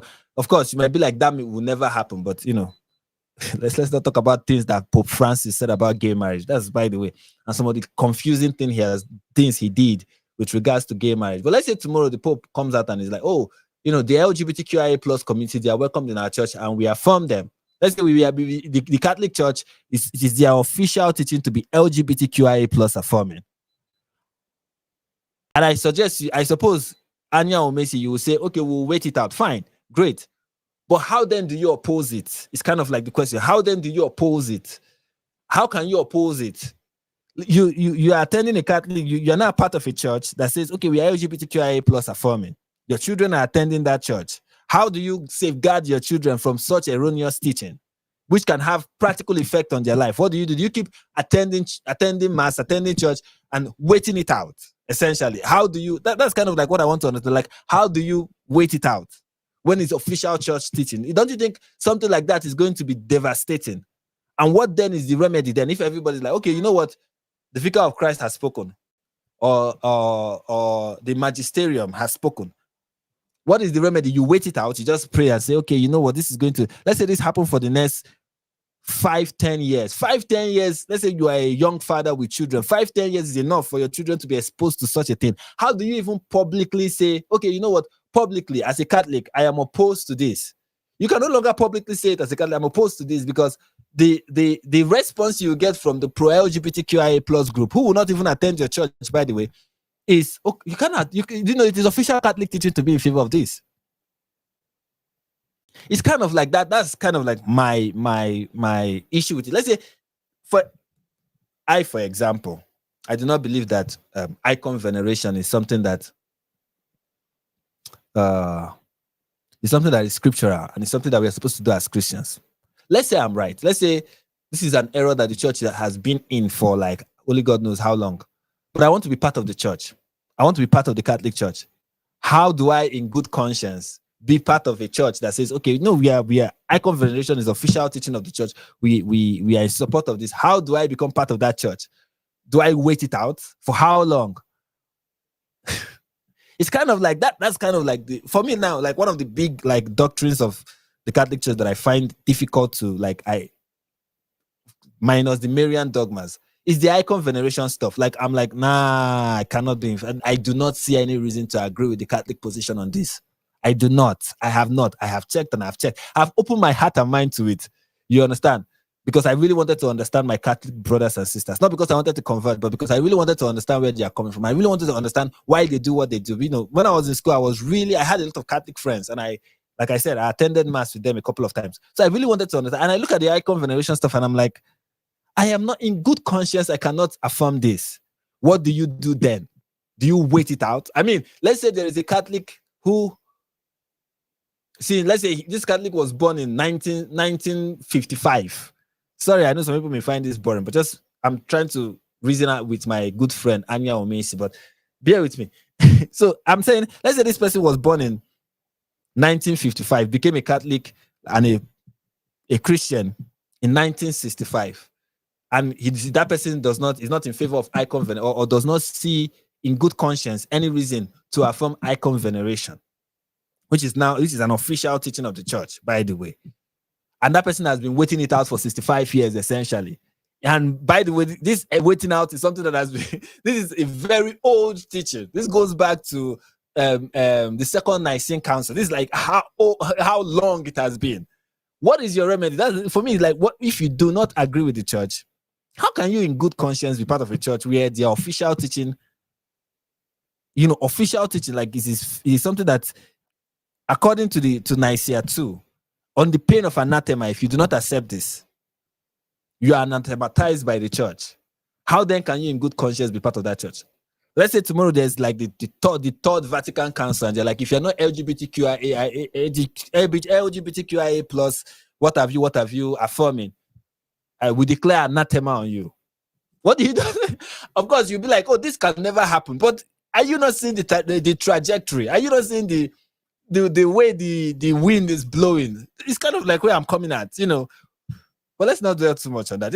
I'm just riffing, I guess, because I myself don't know too much to be making strong debates with regards to these things. But you can see where I am and see what I'm wrestling with when it has to do with Catholic teachings. I'm not going to put you on the spot and make you recite it. I imagine you probably could. Where he said, in the case of the death penalty, this was not that many popes ago. It's within living memory for a lot of people, and maybe some of the older ones. In the case of the death penalty, the state does not dispose of the person's right to life. Rather, public authority limits itself to the depriving of the offender of the good of life in expiation for his guilt after he, through his crime, deprived himself of his own right to life. I mean, I'm just like, can we get popes back to talk like that? That's like, you could do an hour-long, meditation on every word of that phrase. You mentioned Pius XII. His predecessor, Pius IX, is beatified on his way to canonization as a saint. defended the death penalty, but actually carried it out about 500 times in the Papal States. He was asked for a reprieve for the last one in the Papal States. He said, "I cannot give you a reprieve, and I do not want to." So I don't know. Maybe that'll come up in the canonization process. I think that what some people have a little trouble understanding in the secular world in modernity is why one would defend the death penalty. And they think it's because we're bloodthirsty and mean or something like that. We don't value human dignity. But it's actually the opposite, because the defense of the death penalty goes all the way back to the book of Genesis, the early chapters of Genesis, which say, "Whosoever sheds the blood of man, by man shall his blood be shed, for man is made in the image and likeness of God." So it's actually, the death penalty is defended precisely because of human dignity. And St. Paul reaffirms this when he says that the civil authority does not bear the sword in vain. So I'm not saying that the Pope cannot exercise his teaching role and cannot push prudential measures that might circumscribe some of these things. But there is a reason that even a pontiff as liberal as Pope Francis would not go so far as to say that the death penalty were evil. And so I just think it's not helpful for people to mention the death penalty when we're trying to focus on the specific issue of abortion. I think it just distracts from the guilt that someone like Dick Durbin feels and the obvious error of judgment from the Chicago Cardinal Blaise Supich. Yeah, I think Dick Durbin should absolutely attend church. I think it's December 28th, the Feast of the Holy Innocents. So I think you should absolutely attend and try to go to confession that day and try to find some redemption and do a little bit of penance for that. It's interesting that people were asking in the wake of all of this, what was Charlie's opinion on the death penalty? And Anyway, so then they go to Charlie's opinion. Someone said, "Can I go on PB?" Did you just trek into PBD's podcast? You have to be invited. So people say things like, "Can you go on this podcast? Can you go on this?" And I'm like, do you walk in and they just open the door and say, "Hey, come in"? No, you have to be invited. You have to be invited. Can I go? I can if I'm invited, but I've not been invited. So I can if I'm invited. I can if I'm invited. I've not been invited. So anyways, moving on. Let's look at other people's reaction to the whole thing. Let's start with Matt Walsh. Before that, I think, did I share this? Yeah, I think I did, but let me share it. I did in the last live stream, but let me share this again. This is what Jack Posobiec was saying on Twitter when this was when this news broke, when the clip of the Pope saying what he was saying, was going around, and everybody was talking about it. And then somebody was like, "How many degrees in theology do you have, Jack? Any authority from the church to preach? Are you a priest, bishop?" And then Jack was like, "I don't need a degree in anything to read the Bible and understand history. That's the whole point." And at the end of the day, it feels like, of course, this is why the Protestant movement became a thing. This is why people protested the Catholic Church. This is why. Okay, this is why. When you see the church in error, when you see the church doing things that it should not do, this is why you protest. This is why you say no. This is why you tell this. By the way, many people don't know this, but when the Protestants started, they didn't want to leave the church. They were kicked out of the church. They were kicked out of the church because they would not go in line with what they consider to be errors in the church, errors that have accrued over time. For me, I'm like, this is why, people protest. And right now, Catholics are protesting. They are protesting. The good thing for the Catholics that are protesting now is that they won't be kicked off the church. It doesn't happen in modern times. But if it was happening in the 1500s, they will be the enemy of the church. In fact, one of the people who was hunting down Protestants and killing them, one of the people responsible for the killing of William Tyndale, has been canonized. He's a saint. He's a saint in the Catholic Church. It's things like this that I'm like, okay, really? I'm going to be part of a church that canonizes a person like that?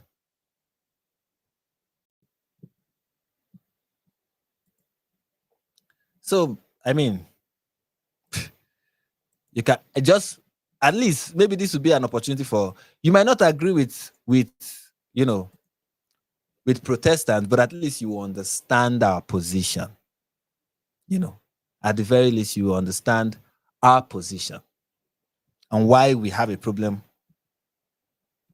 with the Catholic Church. Anyway, so this is Matt's first response to what the Pope had to say about abortion and what have you. He said, "Really terrible answer from Pope Leo. God himself prescribed the death penalty in the Bible. Is the Pope saying that God is not pro-life? And who exactly is advocating for inhumane treatment of immigrants? Some sort of inhumane treatment. What sort of inhumane treatment is he referring to? Deportation? Also, how can he say that nobody has all the truth on any of this issue? We know the truth on abortion. It isn't complicated. Awful stuff from the Pope. Truly horrendous on about 5 different levels. That's his first response. And it doesn't stop there, because many people we are not happy with him for what he said. And they tweets like that, you are going to have conservative Catholics who will not be in favor of what he's saying. So somebody is like, you've been at the Daily Wire so long, you forgot there is a New Testament. Oh, God. And then his response was, please provide the chapter and verse in the New Testament that fundamentally rules out the death penalty. And then please explain how nobody in the church for about 2,000 years noticed that verse until Pope Francis came along and declared, in contradiction to 2 millennia of church teaching, that actually the death penalty is inadmissible in all cases. Good question, Matt. Good question. Good question. And then, then there was the blessing of the ice block. And this is his response. Horrific, the whole thing. Pope Leo blesses a block of ice and then stands there while these communist freaks do some kind of weird pagan earth-worshipping hippie ritual. The leader of the Catholic Church shouldn't be anywhere near this nonsense. What the hell are we doing here? Great question, Matt. Great question. Great question. Great question. And then I think this is in response, somebody who goes by Asuka Groipa responded to Catholic and said, responded to Matt and said, do you feel any shame that your comments today got these responses from non-Catholics? You even made some people question why they are going through the RCIA. Let me see the response in question. This one said, the heresy of the Vatican has become I don't know, I can't even see all of them kind of like mumbled up together. And this person is telling him, look at what your comment is creating. Oh, it's Matt's comments that is creating all of this, not the fact that the Pope is doing it. You see, this is kind of the problem, but it's all good. Let's listen to his response. Matt said, right, the scandal is not that the Pope took part in a pagan climate justice ritual, but that I commented on it. You should definitely keep pointing the finger of blame at commentators rather than the church leaders who are actually doing these things doing these things. And yes, it's not just Pope Leo. It's many, I believe strongly that the reason why Pope Leo was chosen was for something like this, was because of things like this, because they know he's not conservative, because they know he's very liberal. I think that's why he was chosen. And this is Matt. Matt has many things to say. Many tweets with regards to this. Let's look at this one. He said, if a politician supports abortion, he's not in line. He's responding to somebody who said, this person said, I know there is a good chance I'm white and wish casting, but if you read what he actually said, this is actually fairly okay. He's not taking a position on the death penalty or anything else. He's just using these as examples to make the point that a politician may not check every box of Catholic teaching, but still be broadly in line with the church or deserving to be honored, which is true. So this person feels like the Pope has a point. It is perfectly easy to imagine him flipping the issue and saying something similar about J.D. Vance. He's doing this essentially to just punt on the question because he doesn't want to micromanage decision by his bishop, which is also the correct call. Just confirm that popes should just not speak to reporters off the cuff. Just confirms that popes should not speak to reporters off the cuff. Okay, saying this confirms that popes should not be doing press conference and talking to reporters. Maybe, but thus far, the Holy Spirit has not endowed many of them with that wisdom. So we'll wait and pray for it. So this is what Matt Walsh had to say. He said, if a politician supports abortion, he's not in line with church teaching to any meaningful degree whatsoever and should not only be disqualified from lifetime achievement awards, but should obviously be excommunicated Abortion is just one issue that Catholics can have. It's not just one issue that Catholics should have differing opinions about. To support abortion publicly, much less to fund and facilitate it as Dublin has for 40 years, to do that is to be in a state of grave mortal sin and open rebellion against God and the church. It should not be difficult for the Pope to say this or for any leader in the church to say this. Okay, I think it's from here now that I have to link this to the other thing I want to talk about. I agree with Matt Walsh here. I agree with what he's saying, but he sounds like he doesn't understand the state of his church right now. The state of the Catholic Church right now. The Catholic Church is presenting itself and has been presenting itself for the past few years, for decades. It has been presenting itself officially as we are open to everyone and we are inclusive. The doctrine or the idea of inclusivity has seeped into the Catholic Church and has become fundamental church teaching in a way. Yes, and this is why I'm saying this. This is why I'm saying this. Let's look at, for example, Vatican II and their position on people of other faiths. You know, I respect the Catholic Church more when they were like, oh, we are exclusive of certain people. But right now, they're exclusive of no one. It's not just Dublin and those who are in support of abortion that the Catholic Church has opened its arm to in a way. Some not in the official way, but in a way, they have opened their arms to a lot of people, a whole lot of people. The Catholic Church has said, that if, of course, we are not recognizing gay marriage, but gay couples can also approach, the priest for blessing. Okay, why do you have to say it? Oh, this is not us recognizing gay couples, but okay, why do you have to specially mention gay couples, especially? And it's not just gay couples, it's Muslims as well.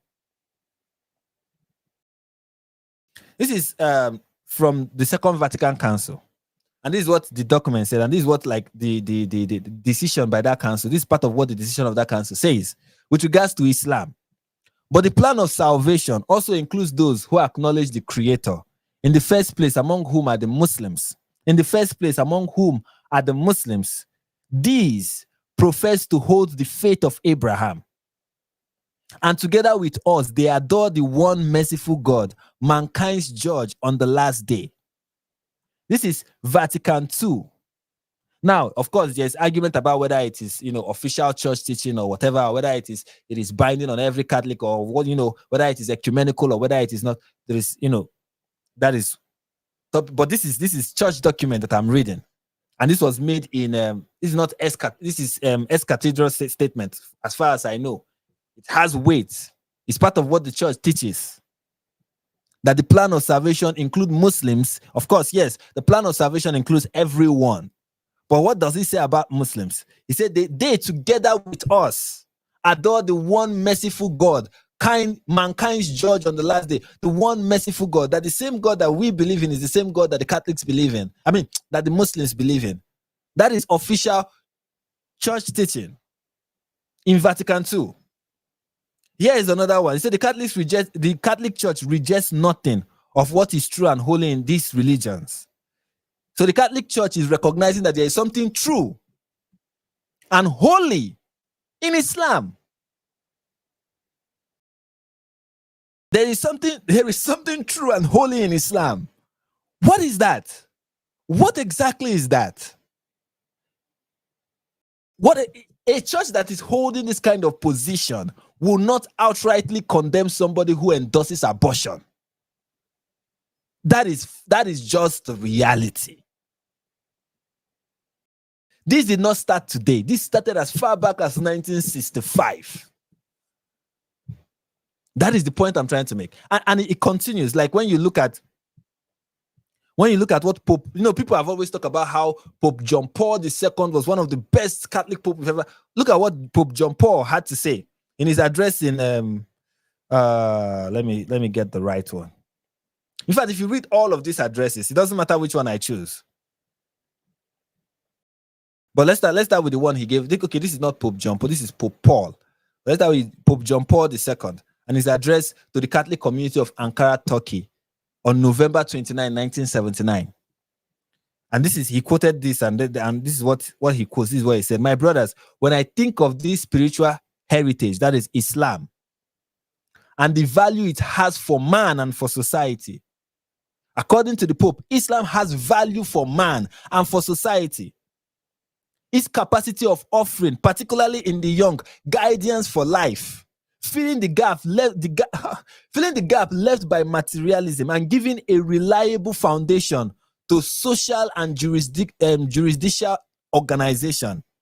I wonder if it is not urgent, precisely today, when Christians and Muslims have entered a new period of history, to recognize and develop the spiritual bond that unites us." The Pope is saying that there is a spiritual bond that unites Christians with Muslims. This is not Pope Francis.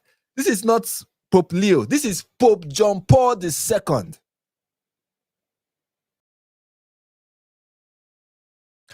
He said, and what else did he say? "In order to preserve and promote together for the benefit of all mankind, or for all men, peace, liberty, social justice, and moral value, as the council calls upon us to do. Faith in God professed by the spiritual descendants of Abraham." Who are the spiritual descendants of Abraham according to Pope John Paul II? Christians, Muslims. Muslims are the spiritual descendants of Abraham according to Pope John Paul II. How?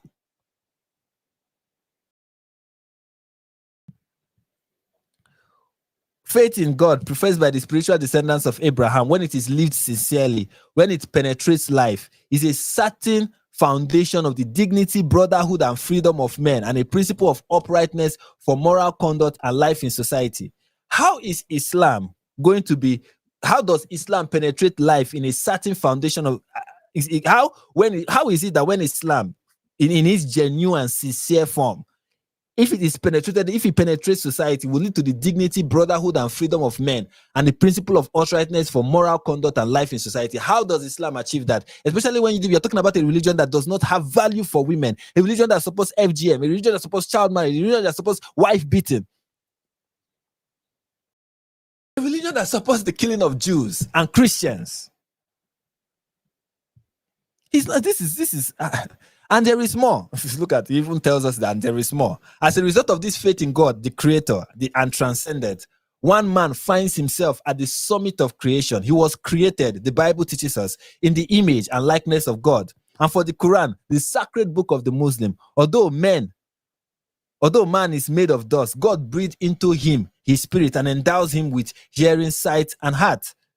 That is intelligence, according to Surah 2 verse 20, according to Surah 32 verse 8. For the Muslims, the universe is destined to be subject to man as the representative of God. The Bible affirms that God orders man to subdue the earth, but also to till it and keep it. As God's creature, man has rights which cannot be violated. But he is equally bound by the law of good and evil, which is based on the order established by God. Thanks to this law, man will never submit to any idol. The Christian keeps to this solemn commandment: "You shall not keep no other God before me." Exodus. On his side, the Muslim will always say God is the greatest. This is what I find funny about this paragraph I just read. Of course, I understand what the paragraph is trying to say, even though I didn't read it properly.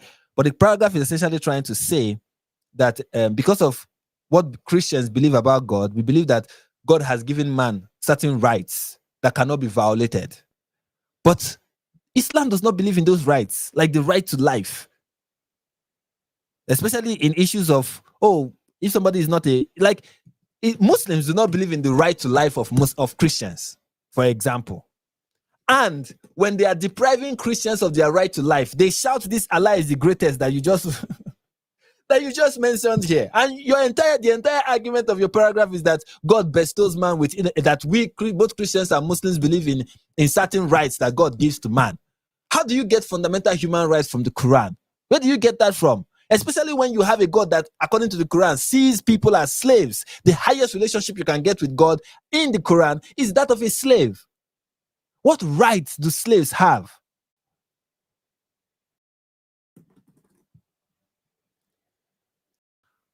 And he continues, I would like to take advantage of this meeting and the opportunity offered me by the words that St. Peter wrote to your predecessor to invite you to consider every day the deep root of faith in God, in whom also your Muslim fellow citizens believe. He's saying that Christians and Muslims have the same faith in God. Are you seeing just the degree of openness to Islam?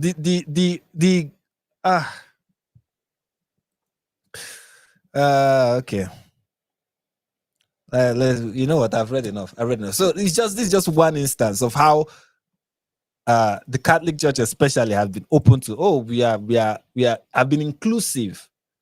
Have been an open. It's like an open canopy now. Is accepting of every and any person. I mean, some people may not know this, but in 2001, Pope John Paul II, I'm not talking about Pope Francis. We are talking about Pope John Paul II went to the Umayyad Mosque in the center of Damascus. And while he was in the mosque, he prayed. He prayed while he was, of course, he did not pray as a Muslim, but he prayed, while he was in the mosque, because, of course, God is everywhere. So that is...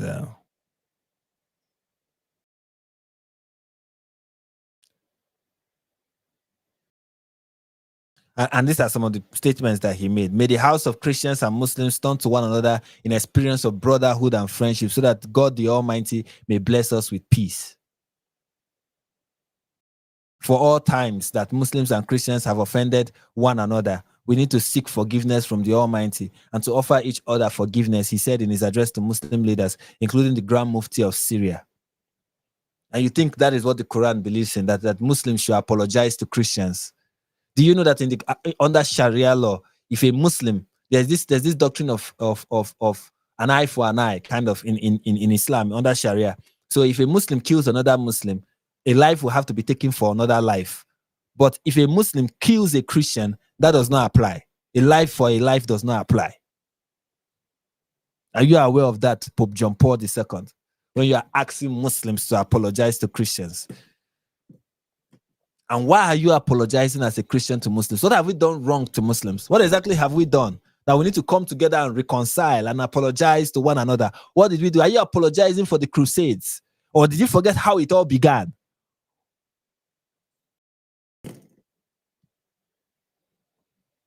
So this has always, I just want to use this to make us understand that this is not just why we can say, okay, the abortion stuff, yes, that is a problem. But a bigger problem is the Catholic Church approach to Islam.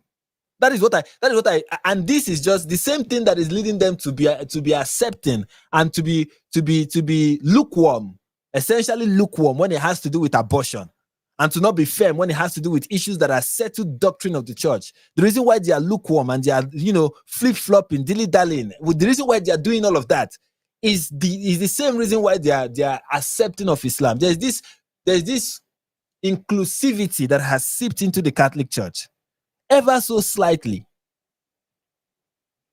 And it is gradually spreading. And I don't think the trajectory is looking nice. Okay, evil begets more evil. Like Jesus said, a little leaven up the whole bread, the whole like dough gets leavened by just a little leaven. A little yeast is going to affect the entire dough. A little error, just before you know it spreads. That is how most of this doctrine that the church now holds, like icon veneration, became a thing. It's slowly and gradually it accrues, it enters into the church, and over time it becomes so integral to the church that it becomes a church doctrine. And we are witnessing it in real time.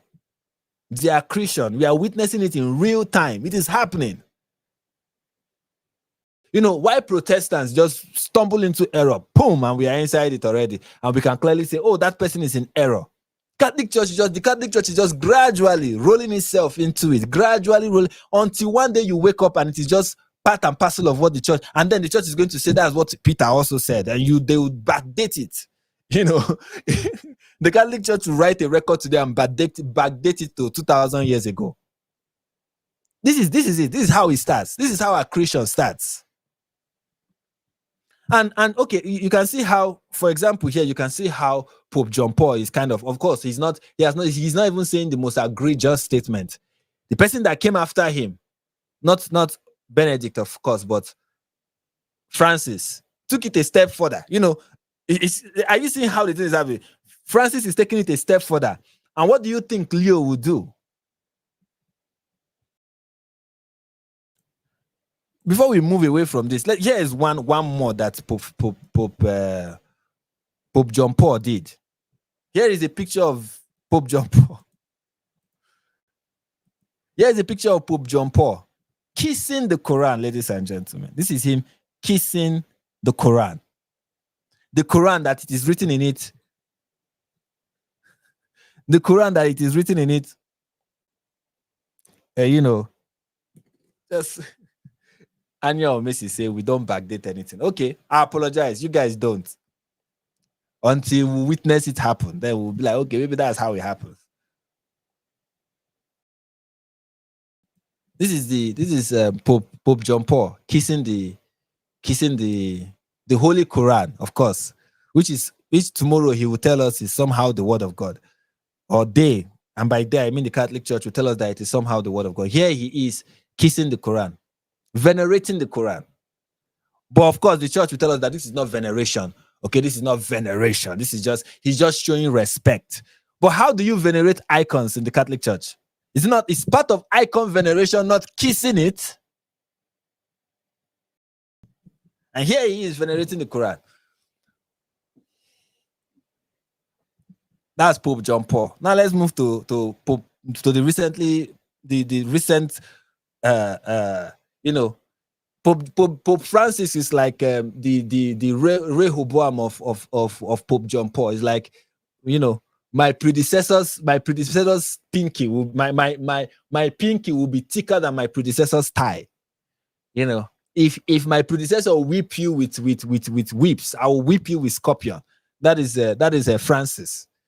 So yeah, we have Francis doing what Francis has been notorious for. You know, this Francis will come as no surprise to anybody, of course. Of course, here you can see the headline.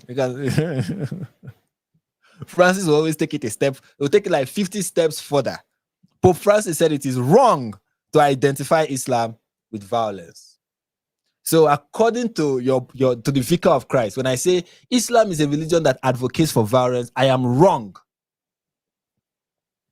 According to the Vicar of Christ. According to the Vicar of Christ. So a reporter asked the Pope why he refers to terrorism but never to Islam when talking about such violence. That's violence that Muslims, like the attack in France by, you know, the Charlie Hebdo stuff. And Francis responded that the characterization of Islam as violence is untrue, and that violence committed by extremist groups such as the Islamic State should not be attributed to the religion as a whole. If I speak of Islamic violence, I should speak. See, this is the nonsense equivocation fallacy that they try to, or I don't know if that's what it's called. It's not equivocation fallacy. This false equivalence that they try to make.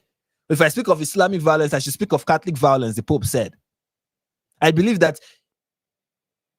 in pretty much every religion, there is always a small group of fundamentalists, he said, adding, when fundamentalism comes to kill, it can kill with the language. The Apostle James said this, not me. And even with the knife. No.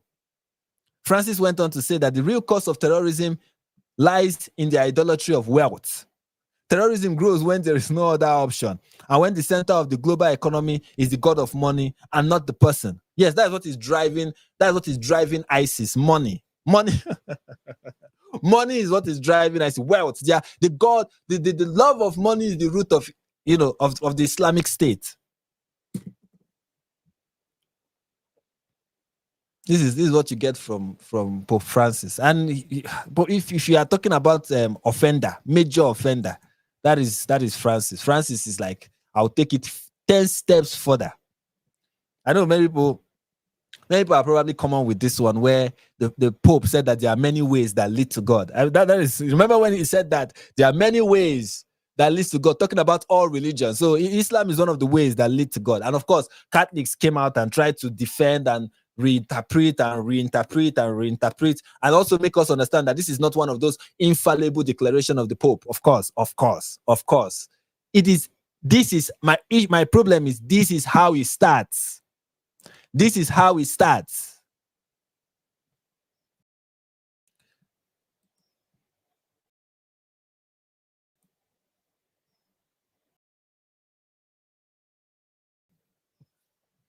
And then there is the Pope condemning the burning of the the Pope condemning the burning of the Quran, and by condemning the burning of the Quran, he's condemning Sawan Momika. For those who don't understand, it's Sawan Momika that he is condemning. The Pope will not condemn Muhammad hijab. He doesn't have time for that. The Pope will not condemn Muslims that are saying and doing terrible stuff and advocating for nonsense. But Sawan Momika, you understand? That's where, and of course, that's the news that Al Jazeera will pick. This is the politics of the Vatican. He said, I feel angry and disgusted at these actions.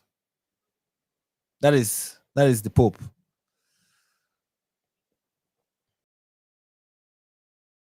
You know.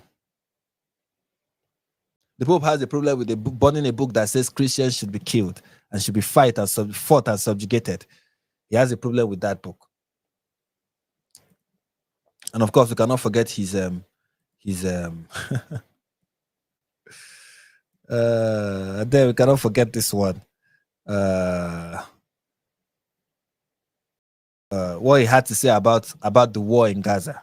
Of course, calling for a ceasefire, the release of the hostage, and come to the aid of starving people that aspire for a future of peace. Yes, according to him, the people of Gaza, most of whom are proud supporters of Hamas, they are aspiring for a future of peace. And he claimed that children are bombed. This is cruelty. What Israel is doing is cruelty, not war, according to the Vicar of Christ.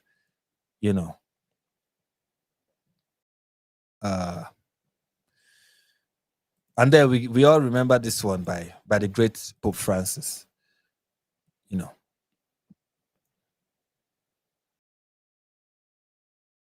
We all remember this one. We all remember Kafia wearing Jesus at the scene of the nativity. Which was done by Palestinian. Like, when your church is giving a nod to every current thing, it's only a matter of time. I'm saying it. It's only a matter of time. They saw Cardinal Sarah and they chose to choose. They decided that Leo the 16th is a better option. They said Cardinal Sarah is not liberal enough for us, and this is who they chose. Well, this is my issue with the Catholic Church. This is my issue.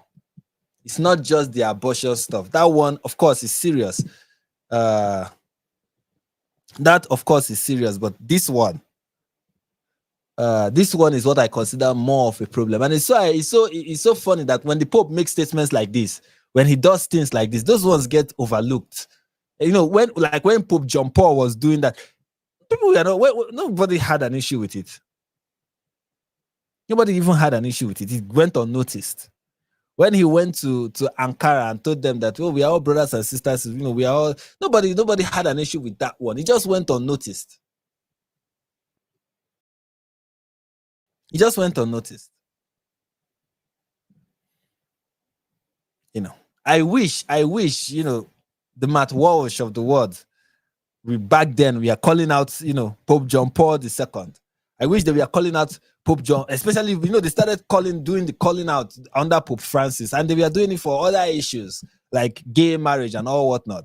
They were not doing it when he was saying the stuff he was saying about Islam, when he was condemning the burning of the Quran, when he was saying that he finds it disgusting, when he was chiming in on every political issue, he has something to say.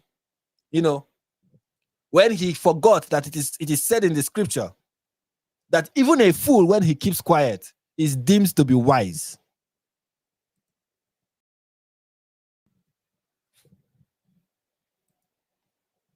So that's how you end up here. That is how you end up. That's how you end up with Pope Leo equating committing abortion, killing an innocent life in the womb to deportation, and killing a murderer. They are the same thing. You know. Tomorrow he's going to say you cannot be pro-life and be in favor of self-defense. Tomorrow he's going to come out and say that, you know. We are all sinners at the end of the day, aren't we? Anyway.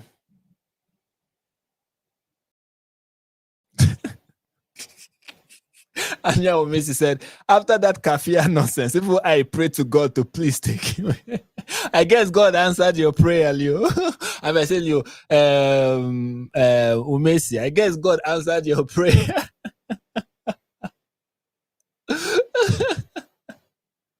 I guess he did. Anyway, let me acknowledge the super chats I've been receiving. My goodness. Forgive me, guys. Forgive me. When I say these things, I get carried away.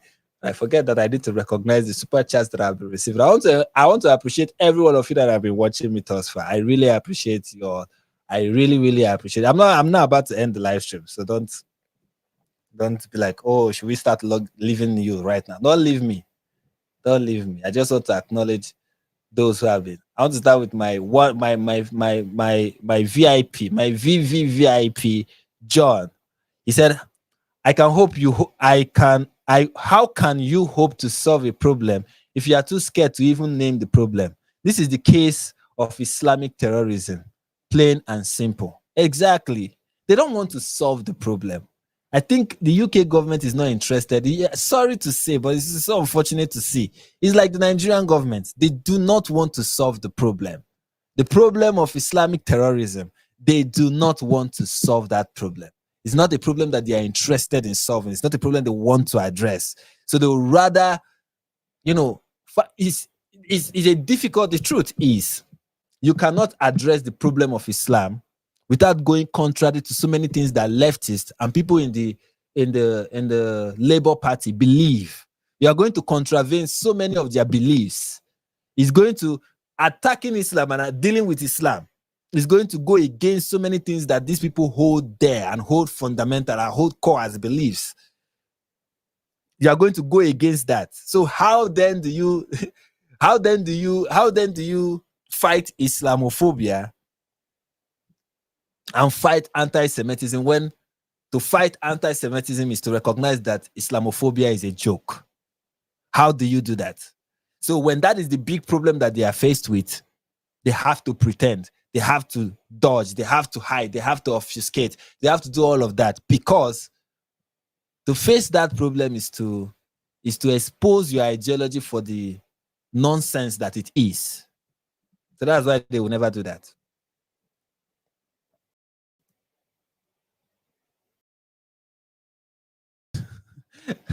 I mean, Sianka says the pretender side.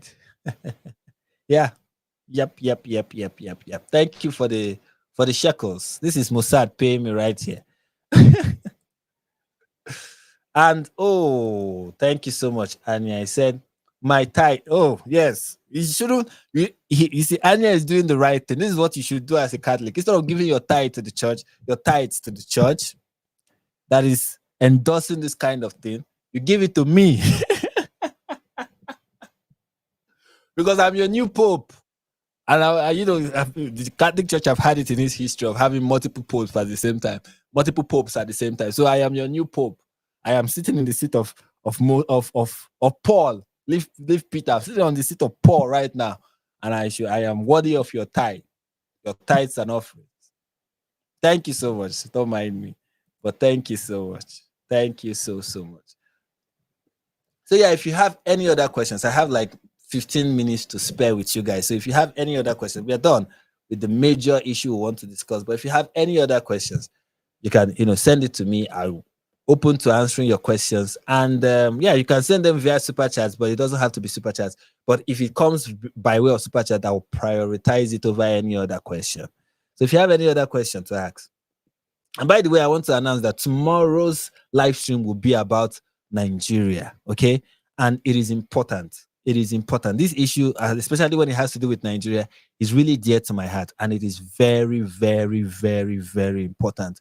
We'll be looking at how the media, especially Al Jazeera,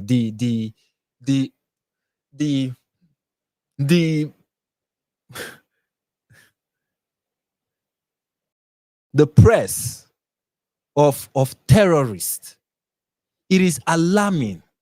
It is alarming what Al Jazeera would defend. It is alarming. It is really, really alarming. That the Al Jazeera as a news outlet should be completely disregarded at this point. Like, completely disregarded. If you see anything that is from Al Jazeera, the first thing you should, in fact, to take it as fact at this point is the only time I use Al Jazeera is when I say there's something that people will be like, oh, but I think this is coming from Zionists. And then I say, oh, but Al Jazeera is also reporting it. That is the only good thing that it is. That's the only thing that it is good for at this point. But the kind of thing that they would defend, no, tomorrow you will see it. It will blow your mind. These people, let me not spoil too much. Let me not spoil too much. But if you have questions, just send them to me. Just, send them to me. See, Joshua Tavos is here, advocating for people to leave the Catholic Church. Please, I did not send him. He's on his own. I did not send it. He said, this person, Mendes said, I put a comment on PBD to get you on his podcast so you can talk some sense to those guys at Valuetainment. They don't read comments like that. They don't do that. Oh, because one person, come on. But thank you. I don't know if it will change anything, but thank you. Hopefully it does. Hopefully it does. But I don't know if that. I'm not holding my breath. Let me just say that. I'm fine with what I'm doing, and I'm not holding my breath. But I would love to. I would love to be on somewhere like Valuetainment and really tell them. Like, I saw PBD release a statement about what is happening in Nigeria, and we are going to look at it tomorrow. So they're not as ignorant as some other people. Of course, there are areas where they say things that are ignorant, but unsolicited intellect said, Nigeria, there is literally no such place. Really? Okay. That is news to me. I mean, I live there. I have the passport. It's on the passport. It says Nigeria, But yeah, I'm being told right now that place does not exist.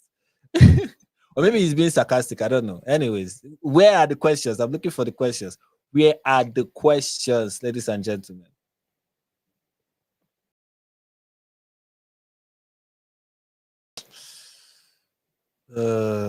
Okay.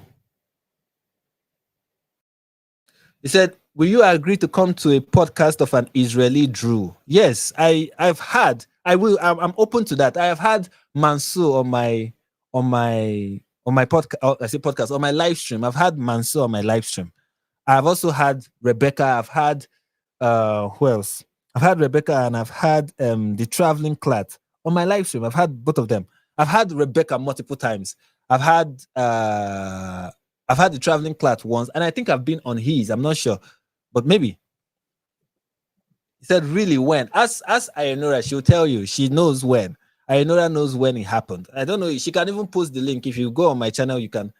Let me help you find it. Let me help you find it.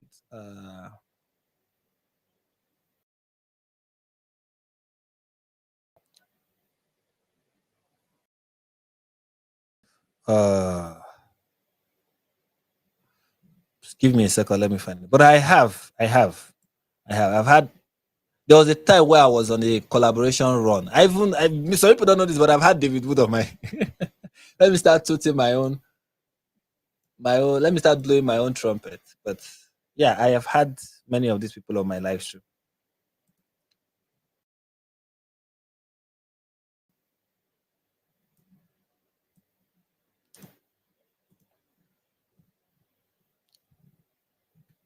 Let me share my screen so you can see it. Where is it?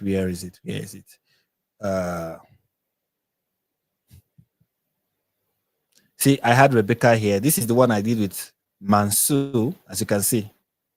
Here is both of us. Yeah, I've had him on my Maybe I'll share the link. So yeah, I've had him on my. Sorry. By all means, you know what? Do whatever you want. I just been there. I've been in a situation where I almost got Even lynched. so, yeah, I am. Even in Nigeria, even in.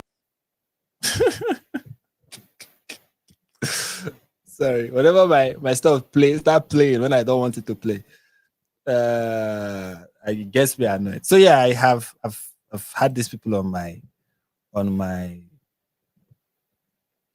Yeah, here's the one with David Wood. Here's the one with where is that one? Yeah, so you can see there, I and David Wood having a conversation. Here's the one with the traveling clat. That's tall. So yeah, I've done live streams with a couple of people. You know, I've been around. So what other question? What other question? What other question do you have for me? This is from Laurel Leaves. She said, just want to say thank you. I enjoy learning from you.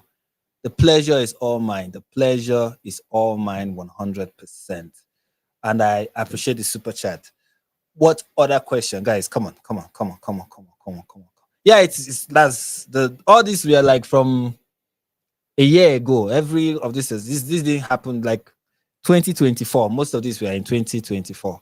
So yeah, it's not recent. It's not recent. It happened last week. So yeah. And my interview with or my live stream with David Wood would not have been possible without the help of my sister in Christ. Jax, my sister in Christ. She was the one that made it happen. Round of applause to Jax. Anyways, any other question?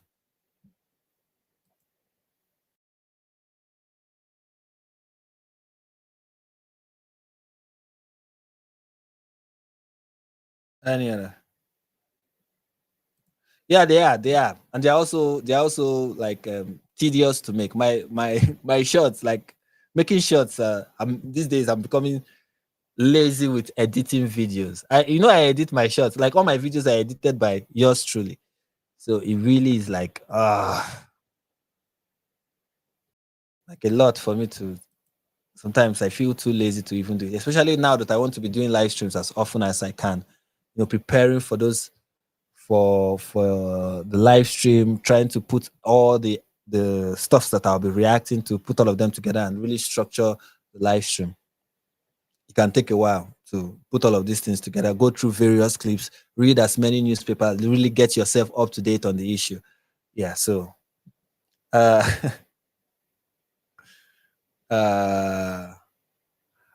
Mendes said, I love your sense of humor. Always get me laughing. How you call out stupidity with common sense. It's a pleasure. It's a pleasure. The pleasure is mine. The pleasure is mine. All right, guys. I have been waiting for questions, but I don't think people have questions for me. I'm like, nobody has any question for me. I guess there's nothing to ask me.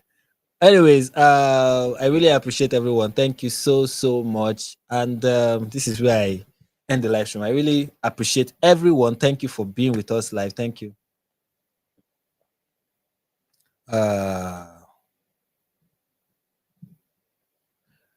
Thank you.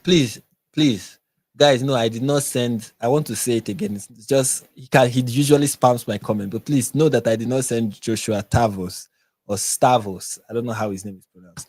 I know send them, or like we say in Nigeria. I'm not the one. I know it's not me send my hands. I can't do your chair. I did not send this young man.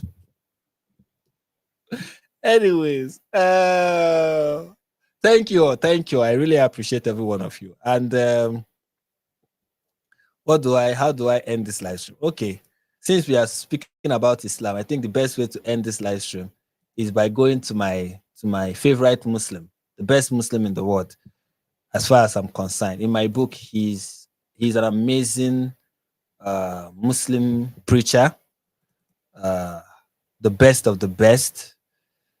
So we are going to end with a clip from what's his name now? with a clip from the great Ali Dawa. And before I leave, once again, I appreciate every one of you. And at the end of the day, true Christianity, whether you are Jew, whether you are Catholic, whether you are Protestant, whatever it is, what makes you a Christian is not which church you belong to. Okay? What makes you a true Christian is that you have received the finished work of Jesus Christ. And that is the hope that everyone, that's what true hope is about. That's what true religion is about. True religion is not Islam. True religion is not anything else but faith in Jesus Christ.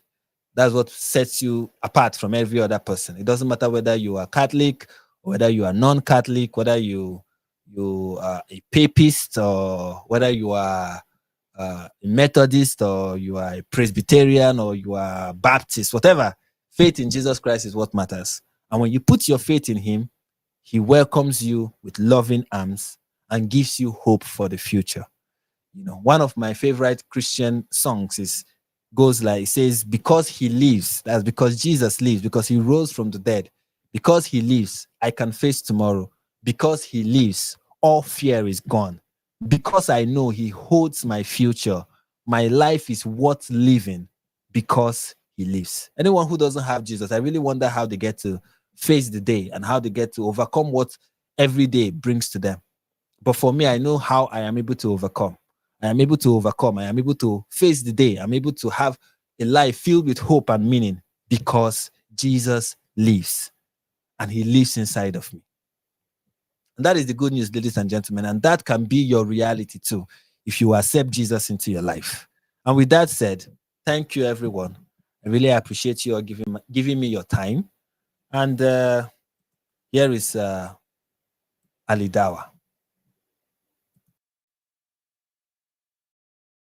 This isn't part of our religion. There's a reason to it. Yeah, there's a reason why there's a capital punishment, because people like you, little weaklings who leave their religion and cause corruption in the land by spreading it, the capital punishment in Islamic law would be applied to you. We have no doubt, and we're proud of that.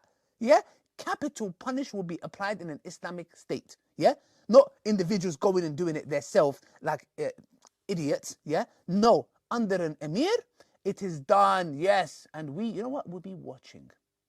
We'll be watching, because if you're going to cause corruption in the land, that's going to cause more damage to the society as a whole, because the Sharia didn't come to protect an individual's right. Hey, can I drink alcohol? Yeah, sure. Drink alcohol, run someone over, kill them, set all this kind of chaos. No, Islam says the right of the community is greater than you individual wanting your right to freedom, which is BS. Absolutely BS. Yeah? Don't get me started. So it just backfired on you. It's a gut thing, okay? I don't know, but I know, okay? I don't know, but I know.